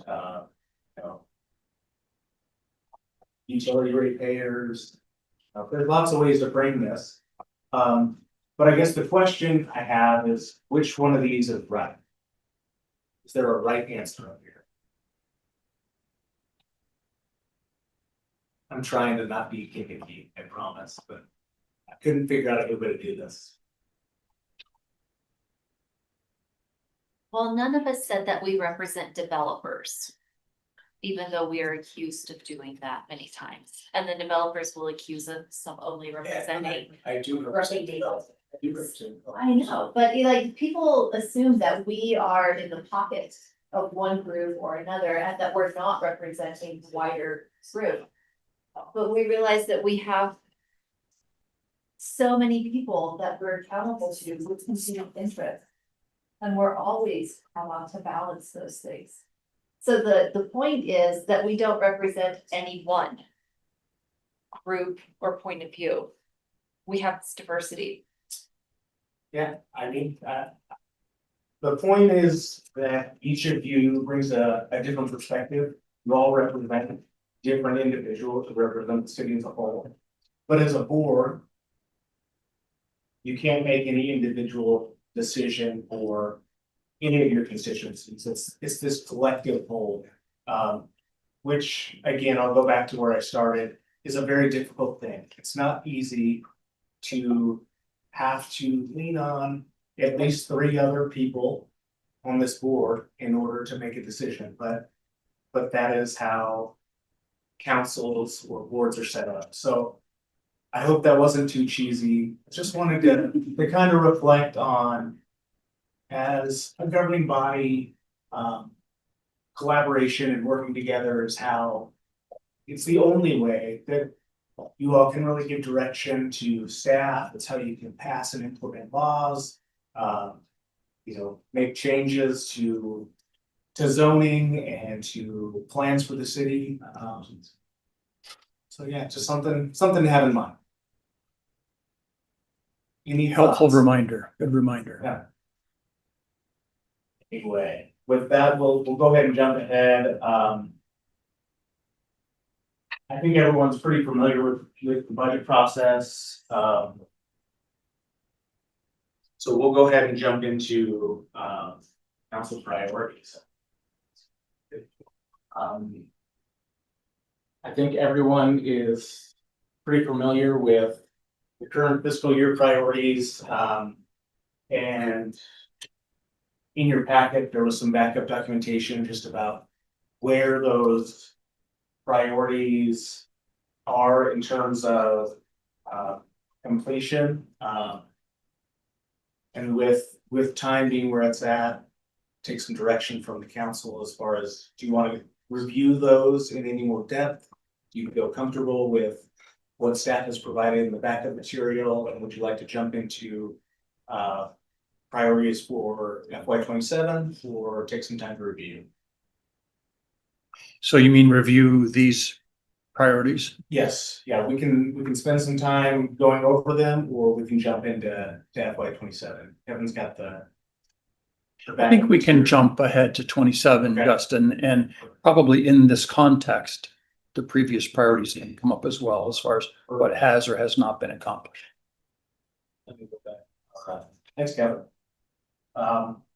So thank you again, staff, for the last year or so, taking note of different ideas, potential priorities, just things that have come up in council and work meetings, and distributed that list to the council over the last month and a half, and requested that you all submit any other ideas that you had regarding potential priorities for FY 27. And there's a rather large list of 30 items. So internally, staff, we put these items in 5 categories that are listed here. This was also in the backup material. So now is really your time. I'm sure there are individuals who want to speak directly to some of these priorities, maybe expound upon them a little bit. Really, as staff, we're looking for some direction to narrow some of these down. If there are questions or additional information that's needed, we want to take note of that so that we can go back, work with departments and the administration to get those answers. So when we come back on February 3rd, you all feel prepared to narrow those down to hopefully priorities that can be council priorities for the FY 27 budget. I feel like I've done way too much talking, and I don't know if there's a specific category that you'd like to start with. We can run through all 5 of them. No, let's not run through all 5. Let's just hear, perspectives, because I think, again, we're so immersed in this. And I would ask that a list of stuff is not helpful. It's interesting that there's no such thing as priorities. It's actually singular, it's a priority. And for my own business, I don't have the luxury of wish lists. I don't. And so I think in terms of like, what are the few things that we could actually get after? And I suggest that become our priority. And then, of course, there's gonna a whole laundry list of things that we care about. But instead of trying to convince each other that everything should be on the list, let's actually pick the like 1 or 2 or 3 that we can all get behind. And I know that will take some discussion, but I think that's the exercise I would do well.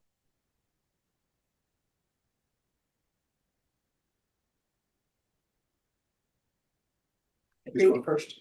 You are. You are.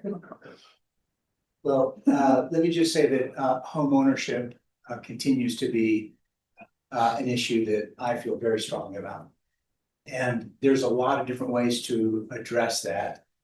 And you could say, you could ask the question, have we been successful as a council? It's been our priority for 2 years.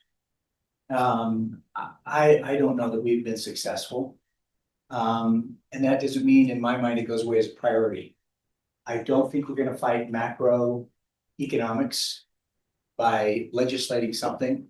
I think we're just, but I think we can find the areas where home ownership, we do everything we can to address that. So that would remain my number 1.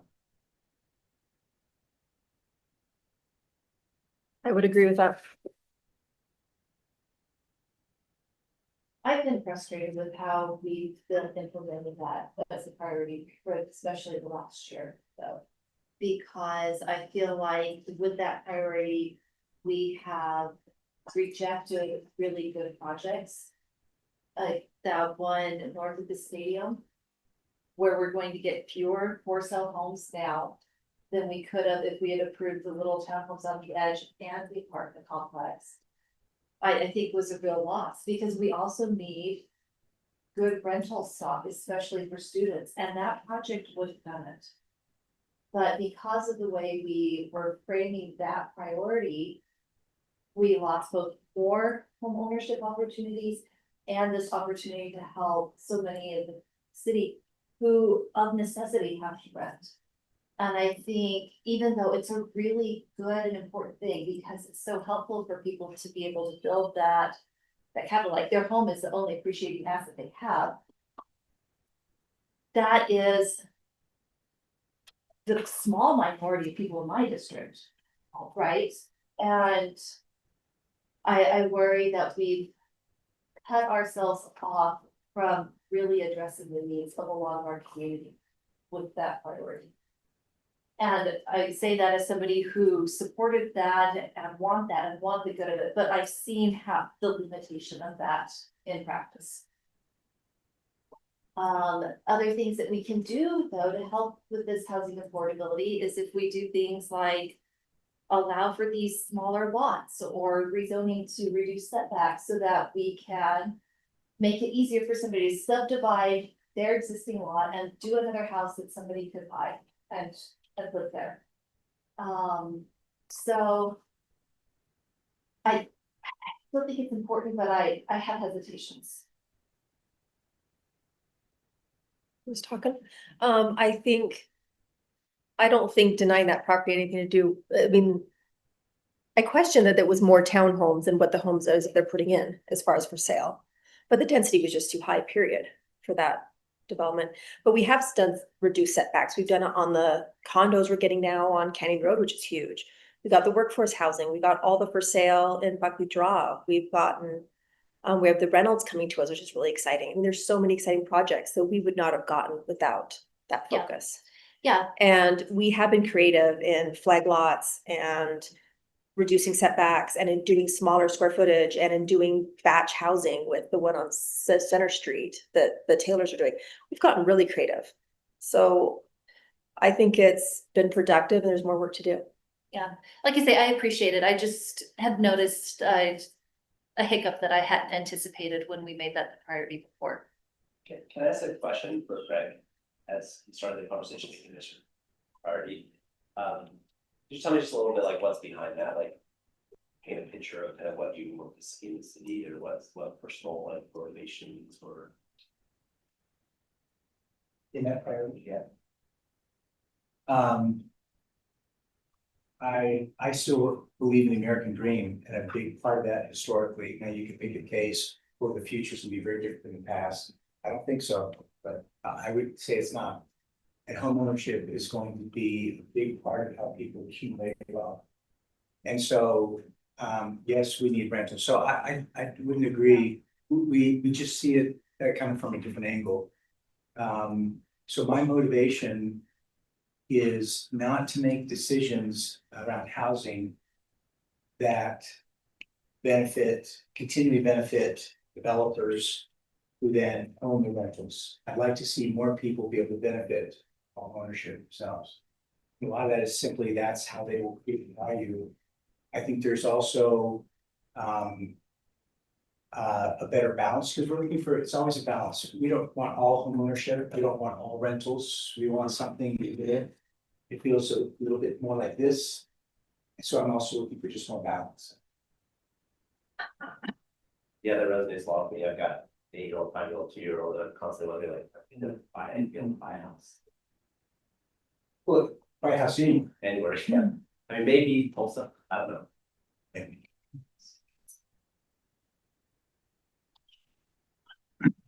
Travis? I'd say my motivations are kind of Craig's as well.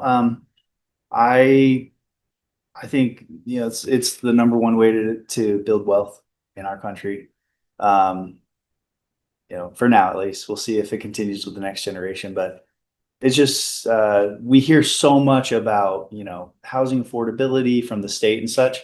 And unfortunately, a lot of times that translates into things that we don't necessarily need more of in bulk here in Provo, meaning like more apartments, or, you know, we're really heavy on the rental side, like significantly heavier than a lot of cities are. And so, and if you look, like since I moved to Provo in the 90s, it's shifted from like 40% rental to I think it's 60 or more now of rentals in Provo. And so it's not like an anti-rental thing by any means, but it's just you get lopsided, and that affects a lot of things. That affects schools, and the stability of neighborhoods, and so it does have a big impact on our city in a lot of ways. So I'm encouraged. I'm supportive of home ownership as well, and trying to get more people to own homes, whether that be a condo or a townhome or a big home, whatever it is we need, right? And then I think so I think, yeah, that kind of encompasses both of Craig's motivations that he mentioned there. I think we've done some cool things. For us to figure out a community land trust for workforce housing in the last year was really cool. And I think we have moved the needle in, you know, if we approve 100 units, we're getting a certain number of those at least that are owner occupied, at least for the foreseeable future, right? It could change, but so I think we've done some creative things. I'd like to see if maybe we can kind of get a summary of like how we have moved the needle in the last year, what has worked, what hasn't worked, try to amplify or do more of some of the things that have worked, maybe try some different things. So yeah, I'm supportive of that. I definitely can get behind that as a priority for sure. Potentially kind of the top priority, just with all of the emphasis on affordability right now and housing and stuff. So. It's just, I have to remember that at least a third of our population is in that student category. And these aren't people who generally are buying homes in the city. If we excluded those from the population of the city, then the rest of the population, the percentage that is homeowners, is much higher than it looks when we look at the overall picture, including students. I don't think our numbers are as bad as they feel like, given the fact that we've got university, a couple little colleges, and then UVU next door. We have a very different demographic here. And I just do want to be sure that as we're doing the priority, that we are still representing all of our residents, not just the ones who are likely to be homeowners in our community.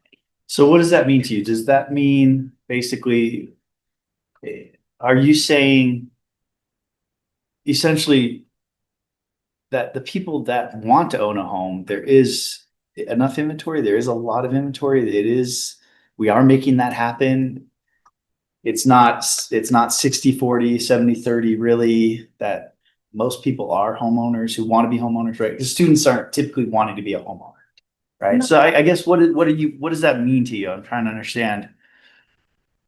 Like, are you saying we need more rentals, even though the numbers are skewed already in the favor of rental, or what does it mean? Yeah, well, I think we definitely need more good, high density student housing, especially closer to the university. And I think as we have more of those options, both for single students and married student families, then that can take pressure off of the other neighborhoods, because they're scattering everywhere, right? Especially after you're married. We have people who are students for several years still in our community, and they're all renting, most of them throughout the community, but they're a really important part of our community. And I'm not really comfortable with a priority that ignores that large of a population that we have. But our action in no way has ignored them. We're still building way more rentals than we are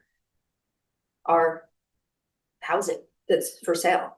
And I think we all acknowledge that we'd love South of Campus to be redeveloped, much nicer and safer and more efficient. And I mean, there's a million improvements we could do on that front, and do it all. None of us are saying there should be for sale there. I mean, you have blocks and blocks that can be redeveloped as more student housing. But even like, I think of my kids that don't have homes yet, and us building more condos today give them a better chance of getting a home down the road. We don't have condo stock. We don't have the smaller square footage. We have to build it now, not wait till it's all rentals and there's no space to build those. Because then your kids will be living in Payson. So there is a difference there. We have to build it now, even for the future generation. Yeah. Becky? So I'd be supportive of homeowner occupancy as well. I'm gonna do a flip of Rachel. Franklin South has a lot of rentals and they're not necessarily all students, right? Yeah. I mean, we have affordability here in Provo that they just don't have the rest of the county. And so we do have quite a bit of that here. And that is one area, especially around the mall with redevelopment, that homeowner occupancy is really important. It's really important for the stability of that neighborhood, which is one of the poorest, I think it is the poorest neighborhood in the city. And we're not looking at student poor. And even on the west side, we have a lot of starter homes, right? And so there's a lot of places and issues. Anything south of 8th North and Provo is high Title I, high for them. And a lot of times, especially in West Provo, we have these 4-bedroom houses or 3-bedroom houses, and you get a third kid and they move out of the city. We do have a lack of housing stock of 5-6-bedroom homes. And it's really rough, even something like that for churches and schools. You know, if they're going to close Franklin, we have some issues. And I like the idea of more balance, especially on the west side and as it grows. And when we look at what available land is left, it's mostly the west side. So I like the homeowner occupancy. I like having a variety of homes, not just starter homes, because that's not going to do anything for my area. We need something bigger, something where they can move up. And so I like it. I would say I feel supportive as well of this as a priority for us, an ongoing priority. I'd like to comment on some of Travis's suggestions, since it has been a priority for a couple of years. I think we're in a good position to refine this a bit. And people talk about percentages that we have of apartments, and it would be a good time to audit a little more carefully what we have in Provo City. One of the developers in here a couple of weeks ago said, are you including student housing, student apartments in your percentages? So data is helpful. And if we could, if we establish this for a third year as a priority, take a closer look at data. Where are we? And maybe, I remember 2 years ago, we talked about a goal of having a certain percentage of shifting to a percentage of homeowner occupancy by the end of a year or two. Let's refine our milestones. Once we have better data, let's identify what milestones we can accomplish in line with this goal. So that can influence our policy and decisions that we make with developers. Well, the data would be so helpful. And to your point, Rachel, maybe the reality is different than we think. And so that's where data would really be helpful. I would so support some research on what exactly is our housing stock. And I think it would help inform how we actually create milestones and move forward. Yeah, what's the status on the RFQ for the data scraping for the rentals? So they are followed up with development services this last week. They are in the process of the RFQ. They should have finalists by our meeting on February 3rd. So Okay. Can I get context for that? So we had actually made this a priority where we wanted somebody to do data scraping, kind of like Granicus scrapes all of listings for short-term rentals. Yeah. We wanted something like that for all rental units through the city. And there was actually a company that was kind of working on it and doing it as a preliminary thing with the city, and it got shut down. It's unclear as to why that was stopped before it went through. So this thing that I think it just got held up in procedure. And so this is like active listing scraping. Yes, but also building this database, because a property that comes up for rent often will not come up again for a year or two or something. And so you need a historical picture so you can know which properties have been rented in the last 5 or 10 years. Yeah, and there was also an element of, can we find out from tax records, if tax records don't match up with where they're being sent, and insurance records. I mean, let's get more creative. And you're actually referring to the second priority, which is enforcement. Which, because again, without the enforcement, we have a very hard time of actually enforcing anything. Yeah. And so that was kind of a frustrating thing, because this was our reimagining code enforcement and getting this data. And it was not communicated to the council why this had stopped, even though we were asking for updates. And recently I was able to talk to the vendor who was doing that and get the information through to Justin. And so the process got restarted, which is why we're just now getting this RFQ done again. But it's the kind of thing where we had a very clear priority with a clear path to do it. That was malleable, right? As other people with more information came into it, but it didn't happen. So I think we absolutely need to keep that as a priority. Have you guys heard of Regrid?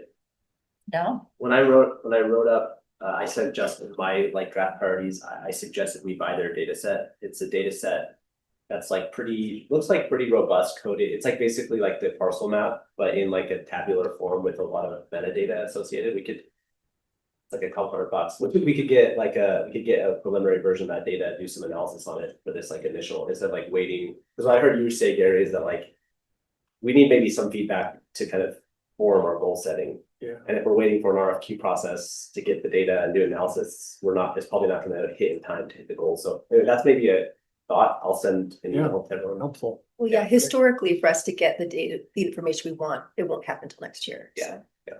Or longer. So I'll send out Luna, that could be quite helpful. Another thing But- sorry. One data we could get soon, though, is what has happened the last 2 years as far as what's been entitled. Yeah, that's And true. the percentage of, is it still 1 to 12 that it used to be, or is it at least 1 to 8 or something? And what have we done that's unique, the new things, like how much workforce housing was land trust, that's a first. And the first thing with the batching, singles, I can't remember the Yeah, and I property. think Bill sent something like that showing Yeah, that that kind of a thing. it's changed dramatically. Yeah. We've made real progress with this goal. So real quick update on that, as far as what's been entitled last year, the last fiscal year.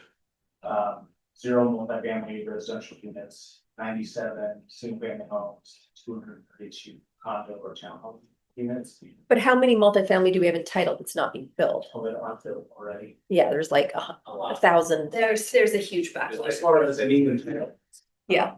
And then this current fiscal year, we've got 81 multifamily units that have been entitled, 20 single family, 6 condo town. So 26. changing pretty dramatically compared to like FY 21, 22. Wait, that data you just said is this current fiscal year? Yes. But what are they counting the Ryan Smith properties? What are they counting them as? Last year? Like which year are they showing up? No, what do they count it as? Single family homes or multifamily or, You talking in the Townhomes. northeast? yeah, Those are townhomes. are they in, that doesn't say what the number was there, but are they? Aren't those single family attached? Is that what they're? Those were approved in fiscal year 23, I think. Oh, were they? Yeah, Yikes, okay. I thought they were in 24. it might have been, but then it would have been in calendar year 2023. No, I think that was November. I might be fall. wrong, but Cause I just looked it up to see how I voted. Craig Craig and I voted the same. If we're talking about the dendry, Yes. yeah, and those are classified as townhome multifamily. The four. Oh, multifamily is what they are then. Well, They're the not single family townhome attached. and multifamily together in this report. So it doesn't say if those townhomes in that classification are for rent or for sale. Right, that's a distinction, right, that we're not seeing, Yeah. because a townhome could be either. I mean, So the that's same with the confusing. single family homes. So. So, Gary, I'm just wondering if, so that priority, I'm just curious, maybe just a straw poll here. Which counselors feel like that is still a key priority? Yeah. Would agree with that. It seems like all of us. Yeah, I just. And that's a hard thing, right? For a priority to be good and useful, it should not be nuanced, right? It should just be this clear Yeah. statement, and I'm pushing for nuance. What sort of Can I ask you a question real fast? Yeah. I feel like I totally hear where you're coming from. I'm curious, like, is the operative concern here that like by prioritizing this, we won't be able to have progress on some of the redevelopment south of campus and around campus that you feel No. like is? Or is there? No, I don't believe the council would reject any proposal that came to us. Give it all. for Yeah. That. So Nothing what in do the you feel like- 500 to 800 north region, but if it's south of that, even if it's a really good project, I suspect we would say no to it. Even though it's in an area that would be close to transit and everything, It all depends. so I think our odds are not good. Are there things that you feel like we should be doing that we won't do if we prioritize this goal? I'm just trying to understand your concern. I think one of my concerns is that through the course of this, we've learned that by requiring it to be for sale housing, we have.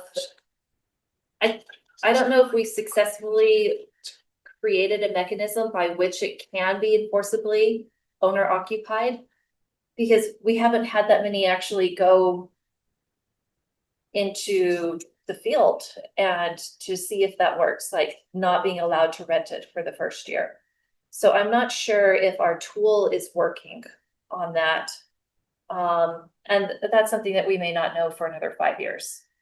The second thing is that we are learning from developers that this really messes up their financing to do it, and so then we just don't get projects. And it may be that that's what we want as a council, is we would rather have nothing than to have something that. Wait for the right thing. Right, but in the meantime, nothing. And so. That the financing model doesn't work for their lending institution. Yeah, It's been a real problem that's come up again and again and again. And some history, the state has promised us that they'd get estate funding for condos, and it still hasn't come to fruition, but it was promised like 3 years ago. Yeah. At least a couple. We've been waiting, we asked for it, and they said they're gonna do it, but. So what it has been is an impediment to developments that actually would be good for turning over old housing stock that we need to do in the city anyway. And we're not doing it because it would not be owner occupied, but Or that last or a plan, portion would be. and sorry, I'm still learning the culture of the council here, so if this is too, that last plan would be disputed by some others on this council. Is that what? No, I think whether or not it's a good thing would be disputed. But what I heard you say is, for example, I heard you say that the property right south of Lavelle Indoor Stadium, or right north. North, of Lavelle Stadium was an example of us rejecting something with this priority. It was just. That Or- was one of the, But then- that was repeated several times as reasons for voting against it. Okay, got it. It's not the only But you reason. think like it's almost like a signal to the market, we're kind of saying, and so you think there are people who would otherwise potentially do projects that are not always signal so strongly that we don't agree. Yeah, and maybe that signal is really useful because then we are getting the projects that we want that will include the homeowner occupation. I just know that we're losing projects that would otherwise be good, so. That's the part to clarify, like, I don't think that other one is otherwise good. I get that, I know. Right. Thank you. Yeah. Thank you. Right. I'm just making it hard. Yeah, so that we can think through it. Yeah, so yeah, I like what you said about getting some potential data to frame the priority and potentially make measurements of how well we're doing. I personally would also find it useful to understand sort of what we think are the levers we could pull or the things we could actually enact that would help us make progress toward that, like. That would influence that outcome. Yeah, exactly. I'd be very curious about whether it's this discussion or. Well, zoning is just the, Here's the challenge. It's a blunt tool. We've got very, very blunt tools. Yeah. And so that makes it hard to do anything surgically. And so we end up there. I would have to agree with you, Rachel. There probably is some collateral damage. And so the question is that acceptable? Now in that project, I think that was acceptable. Because we asked for a modest amount of home ownership as part of that. And developers don't like to do that. And I'm of the opinion, I'm okay with that. Like I remember a developer saying, well, if we can't build, apartments here, then, I can't get funding. And I'm like, okay, it's not my job to provide you with an ATM. And again, I think it's a mindset. We have such limited, to get back to Catrice's point, we have such limited land left. It's like, we're not just wide open spaces where it's like anything is, and that's, I think, where I have an opinion of not any housing is good housing in my book. And I think Rachel would see that a little bit differently. But I'm trying to, again, find that balance. And it's very blunt tools we have to really enforce that.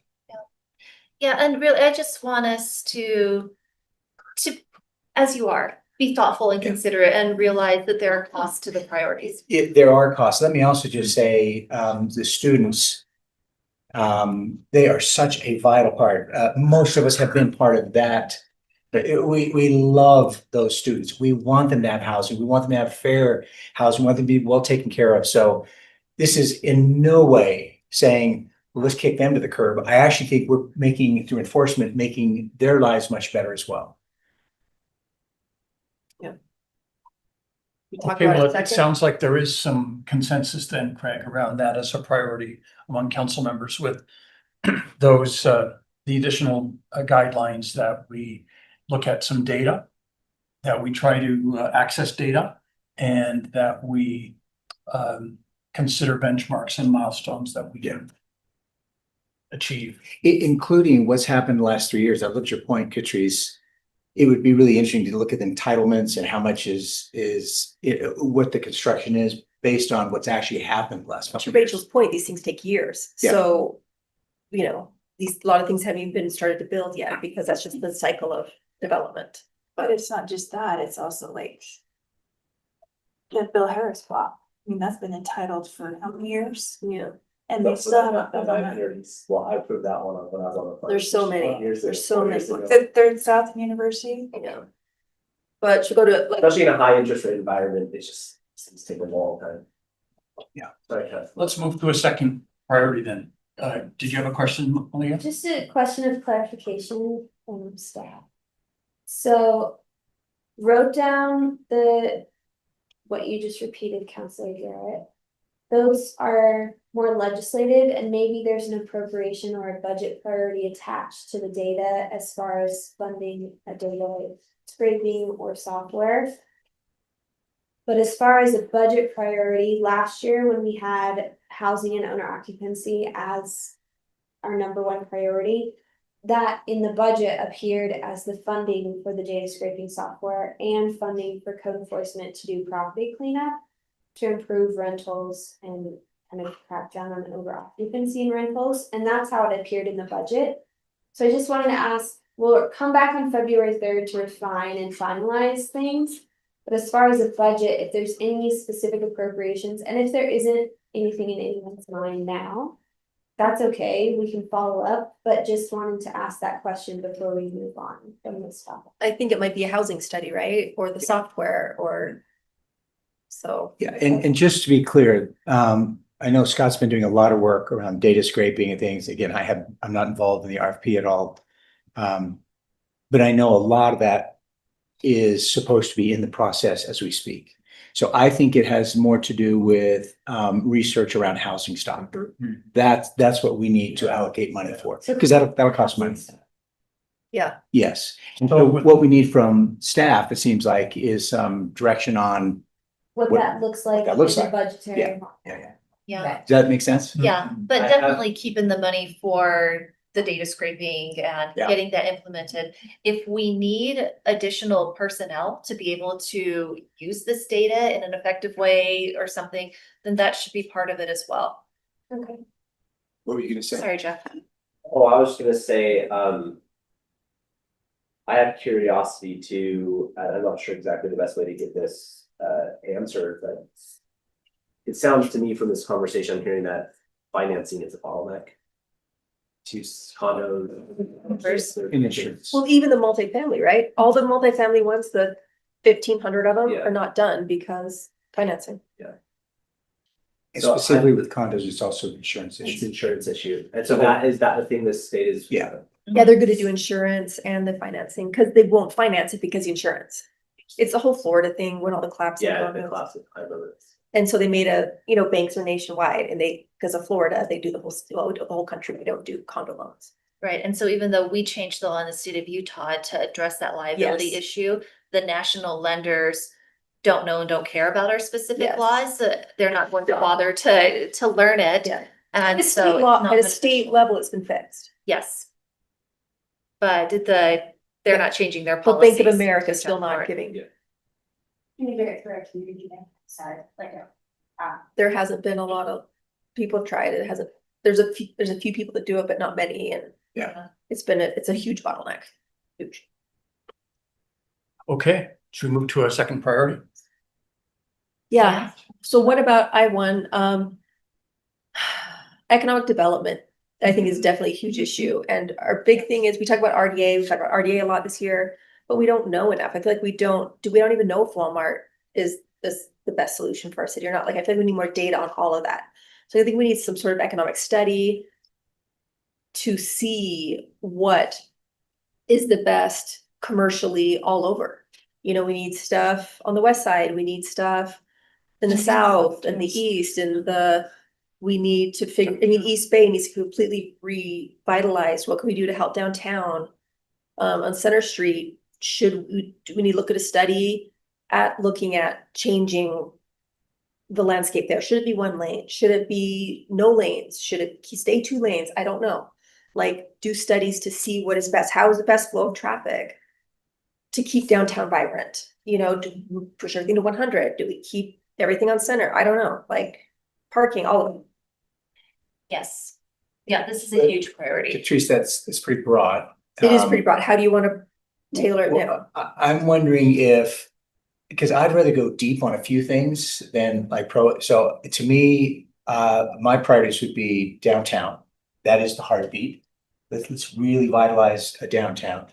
And then I think we need to look at the west side. West side and East Bay, What's that? west side and East Bay. Like, that's our other. Yeah, because I think that's where the greatest needs are. Totally. We need it all over the city, but I think those are the 2 greatest needs. And where the greatest potential is. Yes. Well, I'm gonna push back a little bit with East Bay. Over the years, I've heard different philosophies, right? It's on the edge of the city. And people, when they come in, they look at income level and what they can buy and what they can't buy. And I've heard the location there just really is not that great. So, before we Yeah. dig into mall redevelopment, the mall needs to be redone there. It struggles, malls are struggling everywhere. Let's look at where the best places are for that economic development. Is it on the edge of the city? Is it more in the downtown area? Where on the west side would it be appropriate? Would it be appropriate more towards the airport? Would it be I think appropriate you're more spot towards the on. freeway? I think you're spot on. And that to me would be the purpose of the study. Yeah. Where should we? Because I've heard a lot of things too.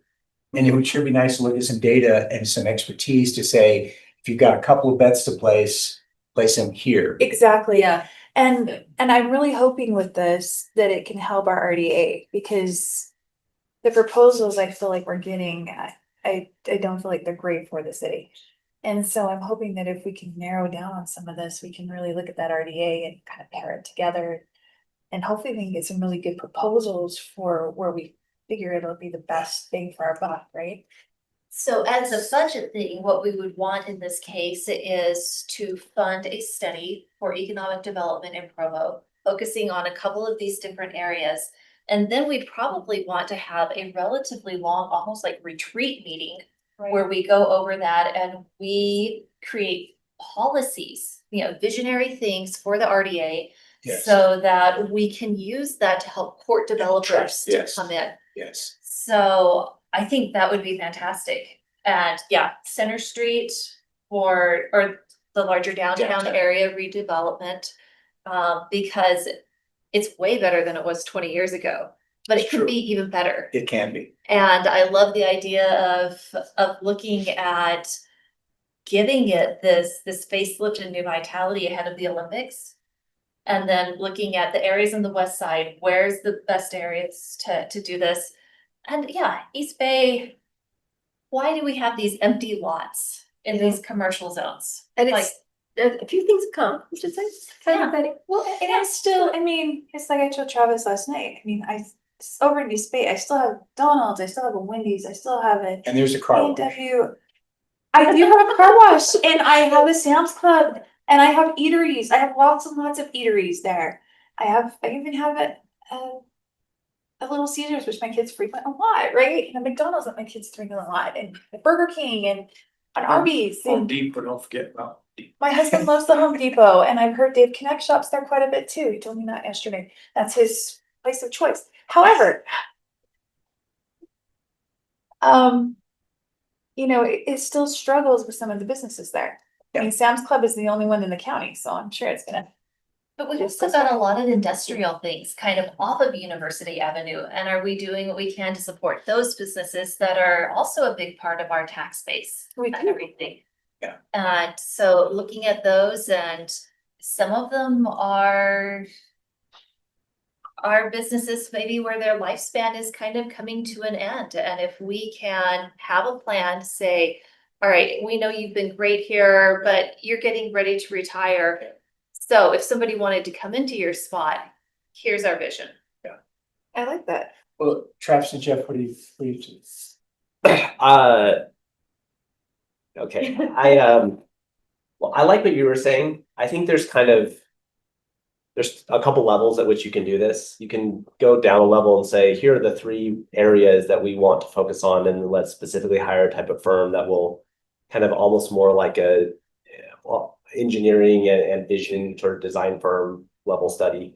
Or you can pop up a level and say, okay, you are Provo as a city. You have some strengths and weaknesses and challenges. What is the strategy that you should have as a city where you should invest in over the next 10 to 15 years that'll give you the biggest bang for your buck? And then you use that higher level strategic guiding document to then prioritize the lower level things. So that's kind of like what you were saying. That resonated a lot with me. Obviously, it's my bias. When I worked at McKinsey, we actually did one of these for the Houston Chamber of Commerce, and it was really good. They didn't say, look at this part of the city, look at this part of the city. Analyze our city, look at all the data you can possibly. Yes. And we met with them. We had what's called steering committee reviews, where like every 2 or 2 weeks, we would meet with them, say, here's what we found, here's the direction, then give us feedback, and then kind of redirect us. And Yes. we ended up coming up with like a very nice guiding document for the city. That would be a must. Yes. Yeah. So that's something I would think would be really great for Provo. Like when I started getting involved with Provo, I was a bit surprised we didn't have a guiding document like that. We have a land use map with our general plan, but it's not the same as like a strategic plan in my opinion. So So Jeff, you could do that for us for free. I was an underpaid person working 120 hours a week with 4 other underpaid people, and then a partner and a bunch of other things. With spreadsheets. Yeah, So spreadsheets. what we need is an economic strategic plan. That's what I think would be Yes. fantastic. And that's what we should prioritize funding as a budget. Again, but it's the second part as well, because the plan by itself isn't very helpful. That then tactical things we could do to operationalize that Correct. strategy. Although looking at timelines, just getting that plan, I don't know if we'd even get that done in this year if we approve it. Oh, you absolutely could. Oh, Really? Oh, yeah, you absolutely could. I mean, that may take, we need it'll money. take longer for us to contract Yeah, for that's someone. right, that's right, yeah. Scott, I'm looking at you. It'll take longer for us to contract with someone. I hope that's not true. Yeah, I know. Just point your shade. Yeah, these can be like It's gonna take a while. 6 week to 12 week studies. Couple months. Yeah. Let's do it. Yeah, and then get really specific. All right, so based on that, where do you place a few critical bets that make the biggest difference? But I think it's important to realize, and I don't know that it's us that necessarily has a problem with it. I think sometimes the public has a hard time seeing that, you know, retail's not what it once was. It's evolving. A lot of people shop Amazon, a lot of people shop Walmart online, a lot of people shop differently than they did 5 years ago. I shop differently now than I shopped 2 years. So I think that's part of what the study will bring is this even a good fit for Provo and with how the industry is changing? Yeah. Yeah. Yes. Travis? Ditto. No. Yeah, I'm supportive of that approach, how it's been outlined. I think it's a huge priority and I would be really excited to hear what the recommendations are. Yeah. Okay. Very It intrigued. sounds like we've got some consensus around that priority as well then. As we look to a third priority, could I just ask how council members feel zoning enforcement has gone the past year? Have we made some progress? Is there some work still to be done there? We've made progress. There's a lot of work still to be done. It's, I think, hit and miss. So there have been some of our agents who've been doing a really good job enforcing, but I think from what I can tell, that would benefit from more clearly defined processes and follow-up.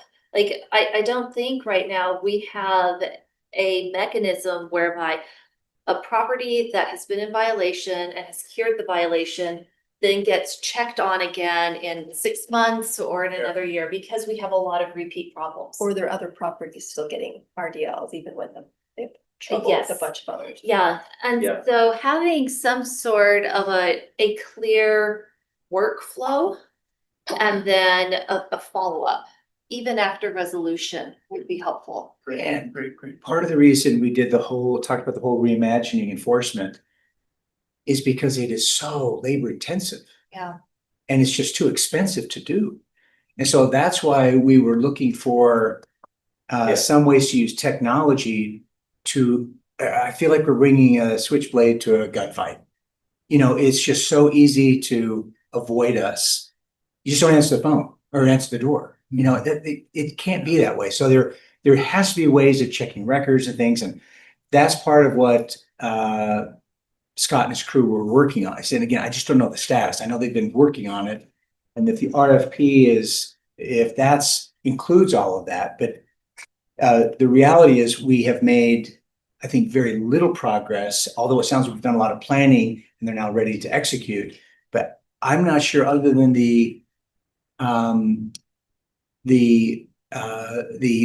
well, I don't know what you call it, blitz that they did. Yeah. In Pleasant View. in Pleasant View. I'm not sure, other than that, that really a lot has happened. Like getting the daily fines, getting body cameras so that there's not, we've given them. That all helps. like there's I the think that things, helps. but we do so much more. Yeah. And I think you're right about processes. Maybe we need to get into the nitty gritty. I don't. I hope not. Yeah, and that's really administration question. I think you're kind of joking, but I actually like the idea. I mean, obviously you don't want to like. Yeah, it's like, but I like the idea of stepping on almost like a toes. deep dive where we're able to kind of understand how it works. And I had a meeting with Scott, and I'm very grateful for the time he gave me. But I felt like it was helpful for me to just kind of like, I have no idea how this works. Tell me how the process works. And I think I asked some questions that maybe made him think about things slightly differently. Yeah. Yeah, so I don't question that they're working hard, doing good things, and that we're heading the right direction. I'm not sure it's at the altitude or even close to that we need. So I would see that as a continued priority. Because if we miss that, it's. Oh, no, I didn't mean to cut you off. No. I know on paper we've done a lot of things and we're getting reporting, and you mentioned the camera. Well, what I was gonna say is anecdotally, yeah. Like for some reason in my district, I don't get some of the complaints that you guys get in your districts of like, this rental has been, illegal for so long. So I'm kind of not, I don't have a gauge, a barometer of like, oh yeah, this has gone down. But anecdotally, you guys don't feel like it's gotten better from that sense? I'm just trying to understand like how we're kind of measuring. I don't it's been have, affected. I don't have a set point that's great, but I could just tell you, knocking doors to the campaign, it is not uncommon. Every third door, someone says, that house right there, we know that. So it felt like it was very pervasive, just. And they've given up anecdotally. telling people, they've given up asking because it tells me the city does nothing and they turned it into. So it does, to you, it doesn't seem like it's really gotten a whole lot better. Not in kind, no. I think they've sped some things up, we've improved some things. Again, we're now going at this and we've just got to have a different kind of, that's why I was hoping that when we talk about reimagining enforcement, this idea of using technology, that there was really hope there. And there may be, and we just don't see it yet. So I think it would be helpful to actually hear from Scott where we are. Not, I don't care about the RFP. I'm just curious, like, what have we learned? And like, what's the RFP going to actually do to solve these things? And he may be much further ahead than we see. So I'll pose a question to the council. Thanks, Brian. This has been something you all have asked departments, but specifically code enforcement for a number of years, is what resources do you need? And the answer has consistently been, we're okay. We don't believe them. Well, there you go. Because You're. First thing to say. I think maybe this is a way to think of this in budget terms. So last fiscal year or the current fiscal year, one of the priorities was funding supplemental requests from police and fire. Yeah. Is this funding the supplemental request that they think they need? Now, to Council Whipple's point, they haven't said they needed anything. Maybe they need to be pushed that way. But maybe just trying to frame it in Other than kind of the a budget- software, they did budget- ask specifically for the software. Yes. Because we told them to. They asked for that. Yeah. So I think the other way to look at this is just that department or division has consistently said that enforcement is done. It's not done proactively. It's all reactive. It's complaint based. And does the council want to see that change to a proactive approach? And that is going to require, I think if that's the direction, that will require them to come back with what resources do you need in order to become a proactive enforcement agency as opposed to reactive. Maybe that's a way to pose it. Proactive, you can't see, right? Most of it is reactive from people complaining, but the proactive thing we see is what Rachel's kept saying for years. Follow up on the different tax notices that are being sent to Texas. Follow up on past complaints and if it's really been fixed. Follow up on that kitchen that was supposedly torn out and is it just back in with a hot plate? Like, check up on these things. And Like I would there's say that in my district, Abinadi has been more proactive at doing some of this. So for example, with the requirement that they get the rental dwelling license, I've had a couple of property owners talk to me where they had, like an old home in the Joaquin neighborhood that they bought used as a duplex. They continued to rent it out at that. Turns out it was never a legal duplex. And because of this RDL requirement, that came to their knowledge, and now it can only be rented out to one family instead of two families. And they were frustrated because they're like, this has been decades, but this is, a flaw in the use of the property, that this use, even though it was practically established, was never legally established with the city. And so we are seeing some proactive things. And the more we are proactive in our enforcement, the more complaints we as a council are going to get about that. But probably good. Yes, Brian. Just kind of piggybacking on what Justin was saying, as he was saying that, the thought that occurred to me is, if you're going to ask zoning enforcement or the administration to come back with that, it may be, and maybe you feel like you've already done this and maybe it's just a matter of doing it again, so because it's been lost in the shuffle, but there may be this intermediary step or this beginning step of tell them exactly what you want them to accomplish and then ask them, what do you need to accomplish that? Because, and again, I could be wrong here, but I have this vague sense that the discussion might have been, what do you need to be better? But what does be better mean? Do you know what I'm saying? I mean, there may be a way to lay out a vision of concrete things that, What do we need, what do they need in order for us to stop getting complaints about illegal ADUs down the street? okay, now you can ask that.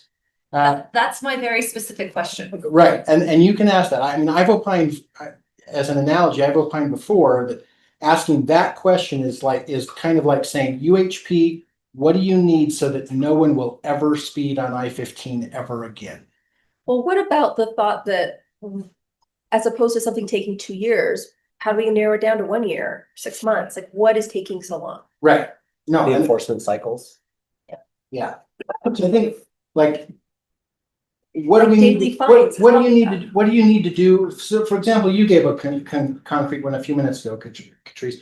What do you need to do to be able to have the resources to do 6-month follow-ups on every closed case so that you find out if it's really done or not? What resources do you need to be able to track every report for the same property, right? What do you need to do to reduce the time for, resources do you need to reduce the time frame before it goes to court, since we have no control after that, to X? Again, I don't know that, I'm just throwing that out there for something for you to consider, that I think coming up with a framework of concrete expectations and saying, what do you need to meet these expectations could be an innovation over kind of what do you need to do better at code enforcement? I think perhaps this is a bad idea, but I think one of the things that's hard about code enforcement is that there's a lot of known unknowns and unknown unknowns in just the nature of the problem. I think I love bringing data to problems. That's just how I'm wired. What if we did like a study or survey like we've done in the past with dog parks and asked residents, like, what type of code enforcements do you find most frustrating to your daily life? How would you rate your neighborhood on sort of like your perceived amount of time you see these code enforcements? Because you said you don't really see them very often. And so then what that would allow us to do is provide, like, I see us as being a board and providing kind of high level guidance.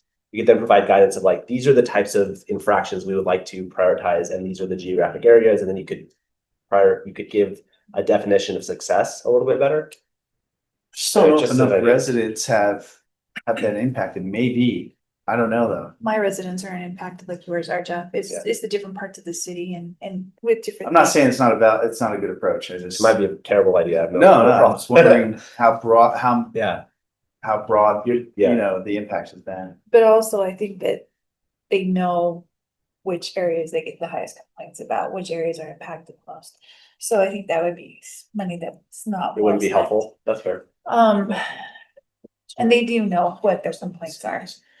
And we know what the complaints are, it's like over occupancy, it's like things like that. Things that Catrice has been just saying. Yeah.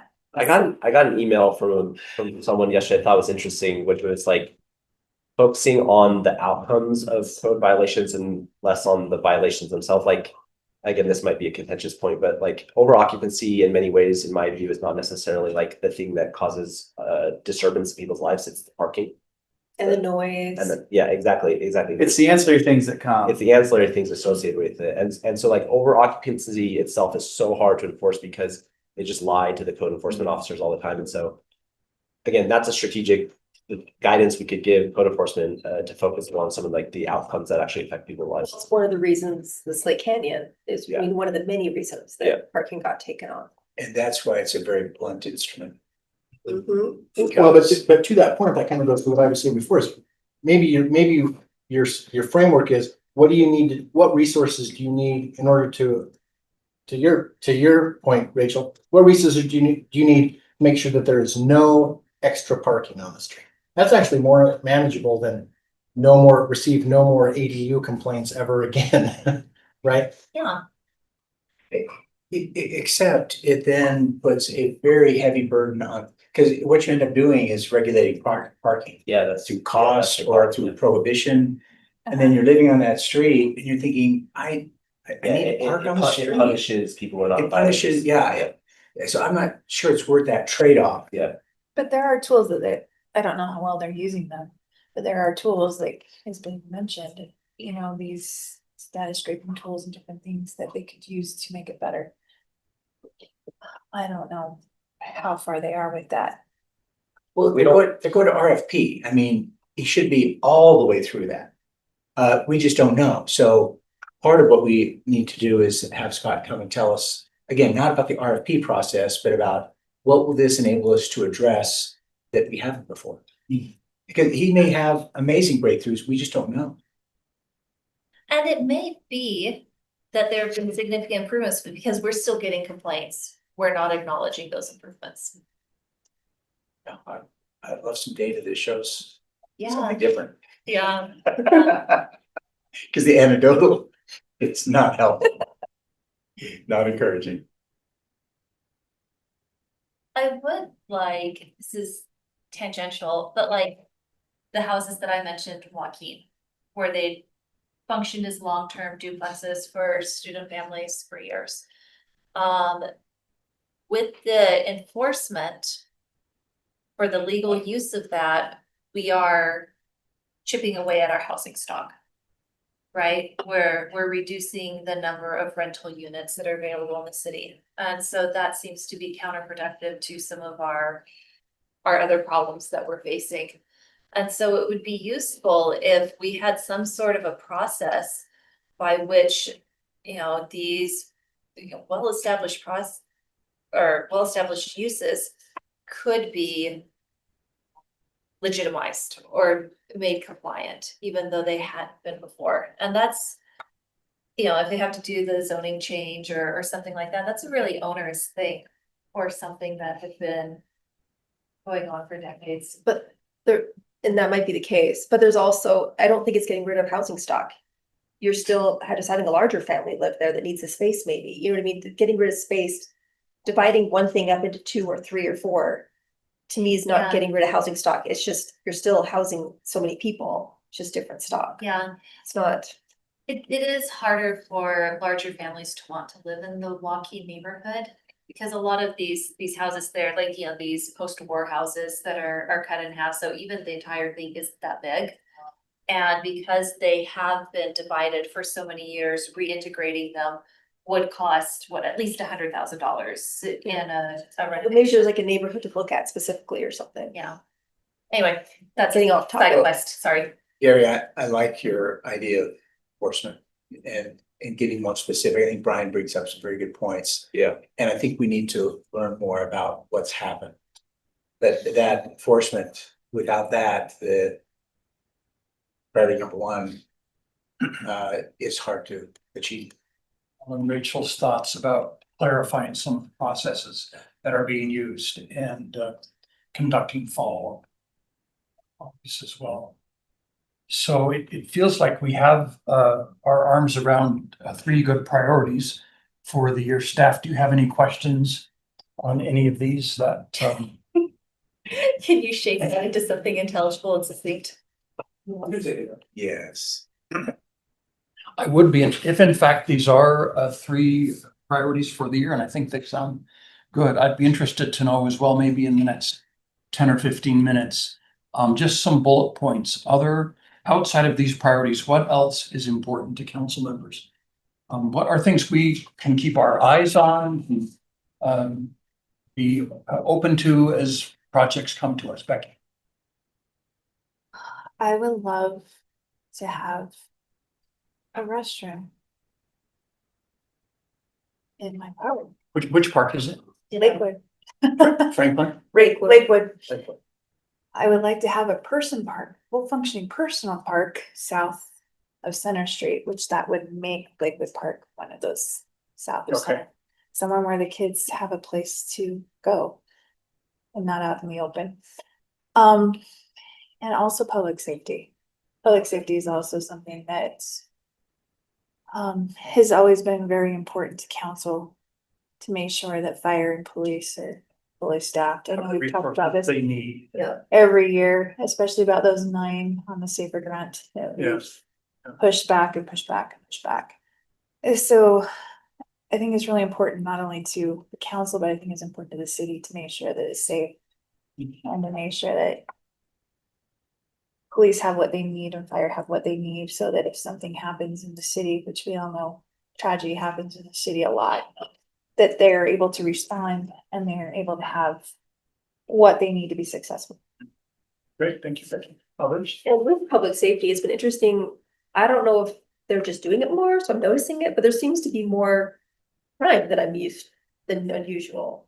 I think it'd be good to have the police do a report for us on, where things are at and has it changed? Has it been escalating? Are we up or down, or what are things looking like? So see if there's some trends there that we can be aware of. Yeah, I'm supportive of that. That's a priority of mine. I'd like to keep a good pulse on public safety, on how things are going in Provo. I think it's, we talk about downtown, and economic development, how crime impacts. The vibrancy. People want to feel safe when they go downtown at 9 p.m. Yeah. at night for some ice cream, Yeah. right? And so yeah, I'd love to just stay on top of that. I don't know if that needs to be like a priority where we take action and have budget items. We rely, of course, on the chief to let us know if he needs more officers or whatever it might be. But it's definitely something I want to keep a pulse on. I had somebody text me. I feel like when I go to my warehouse, which is in East Bay, I have to bring my gun. There's certain areas I'd like to have an understanding of where we have seen crime pick up and what's the cause and where what's going on there. I have friends that work over there at the post office, and I've had friends that are security officers over there at East Bay. Yeah. And it really is a concern for a lot of them there. And understand what we might be able to do about it if there is anything. It's definitely something that's a concern of mine. Others? I mentioned this to you, Gary, but I think one of the issues that I think had a lot of energy during the election that I'm sad to not be on our list is around parks and open space. I think Bunnell's Fork was a really great win for this council, and I'd love to see it followed up with Slate Canyon. Never enough, Jeff. Never enough. I think we learned how to use the tool, and I think using it again in other open space would be great. And then the other related issue thematically is the river, which I think is on the issue tracker. So that's really good. I think, and I talked a little bit with Craig about this last night, we also have council staff looking into protecting the wetlands. So I'm gonna push back, even though I know Slate Canyon is important. I think that's something that we can work on internally. I don't know that needs to be a budget priority or a priority with the administration. I think that's something you can find a buddy for and stick it on an issue tracker and have it looked at that way. Yeah, that's actually a good point, is just like as a process check from my understanding. So this is specifically for priorities to signal to the administration for the mayor's budget, not for our internal issues. We'll keep doing it. Yeah, we keep doing our own issues. That's something I wasn't clear. So I think though that the recreation areas that you're talking about, I think are part of economic development. Like I would love for the river and what's it called? The area we redid for the Delta. Yeah. The Delta. Like I went down there and it was beautiful in pictures. Like there were like dead fish on the side of on the side of the little Delta area, and it stunk like dead fish. And I was like, I don't think we're a tourist destination yet here. Like it was beautiful. Like I took my family out on it, but investing in that and trying to make it more of a destination for the county would be amazing. Easier in and out, more amenities there. Like I could see that as a priority I could get behind. Not taking away from Slate Canyon. Maybe there's something to do there. But I would really like, if we are going to look at parks, and not to take away from your bathroom either. We can get a bathroom. Although, are you sure they want it? Because in Rachel's area, supposedly bathrooms are a public safety issue and people just use the adjacent neighbors' restrooms are open No, for no, no, use. no, did you hear, they're picking them up. But yeah, I could get behind, I mean, I didn't think about it until, the river to me is a priority, but I know it's already in the works, but like design standards, development standards for the river. I would love big picture, like as part of the economic development study, like be able to look at how could the river be utilized or the delta be utilized? Are there like even like in-city recreation opportunities that we're not? Just that we're not capitalizing on. I mean, I've always wanted to do that. Yeah. Christmas lights cruise, and just like, are there things that we could be helping promote? I don't know. Well, and seeing, I think Ben's written to us quite a bit, right? So. Yeah. That could be included on the west side stuff. Yeah. No, I'm just kind of spitballing ideas here, but I love the idea of trying to understand how we can make the Like, I was delta thinking and that come into it, right? Like, do like if they can do something like Austin River Walk makes sense, that's great. Obviously, we all want that. Or expand that beach side, I mean, that's all the rave that I hear, is that beach side over there, the Delta Gateway Park. And how there's not enough of it, expand that beach. Because it does bring in that beach thing just on that little thing, I heard, it brings in people from everywhere. There's tons of people there every time I've been. And there's not enough beach space, I right? feel like the delta has so much potential. Yeah, It's lots just, of we need complaints to, about bugs. we need to execute on it. I mean, maybe it's going by once a week and picking up the dead fish. I don't know. I don't know. I think it's more. Well, as things become more. economic, Amenities, it you makes need money. amenities, you need bathrooms, you need playgrounds, and I know that we're adding that stuff. Thank you, Travis. Great. Well, I would just say I also support as a focus, something to keep on track, Travis's point about public safety. A park on the west side that actually allows for bathrooms in the south of Center Street. I think that makes sense.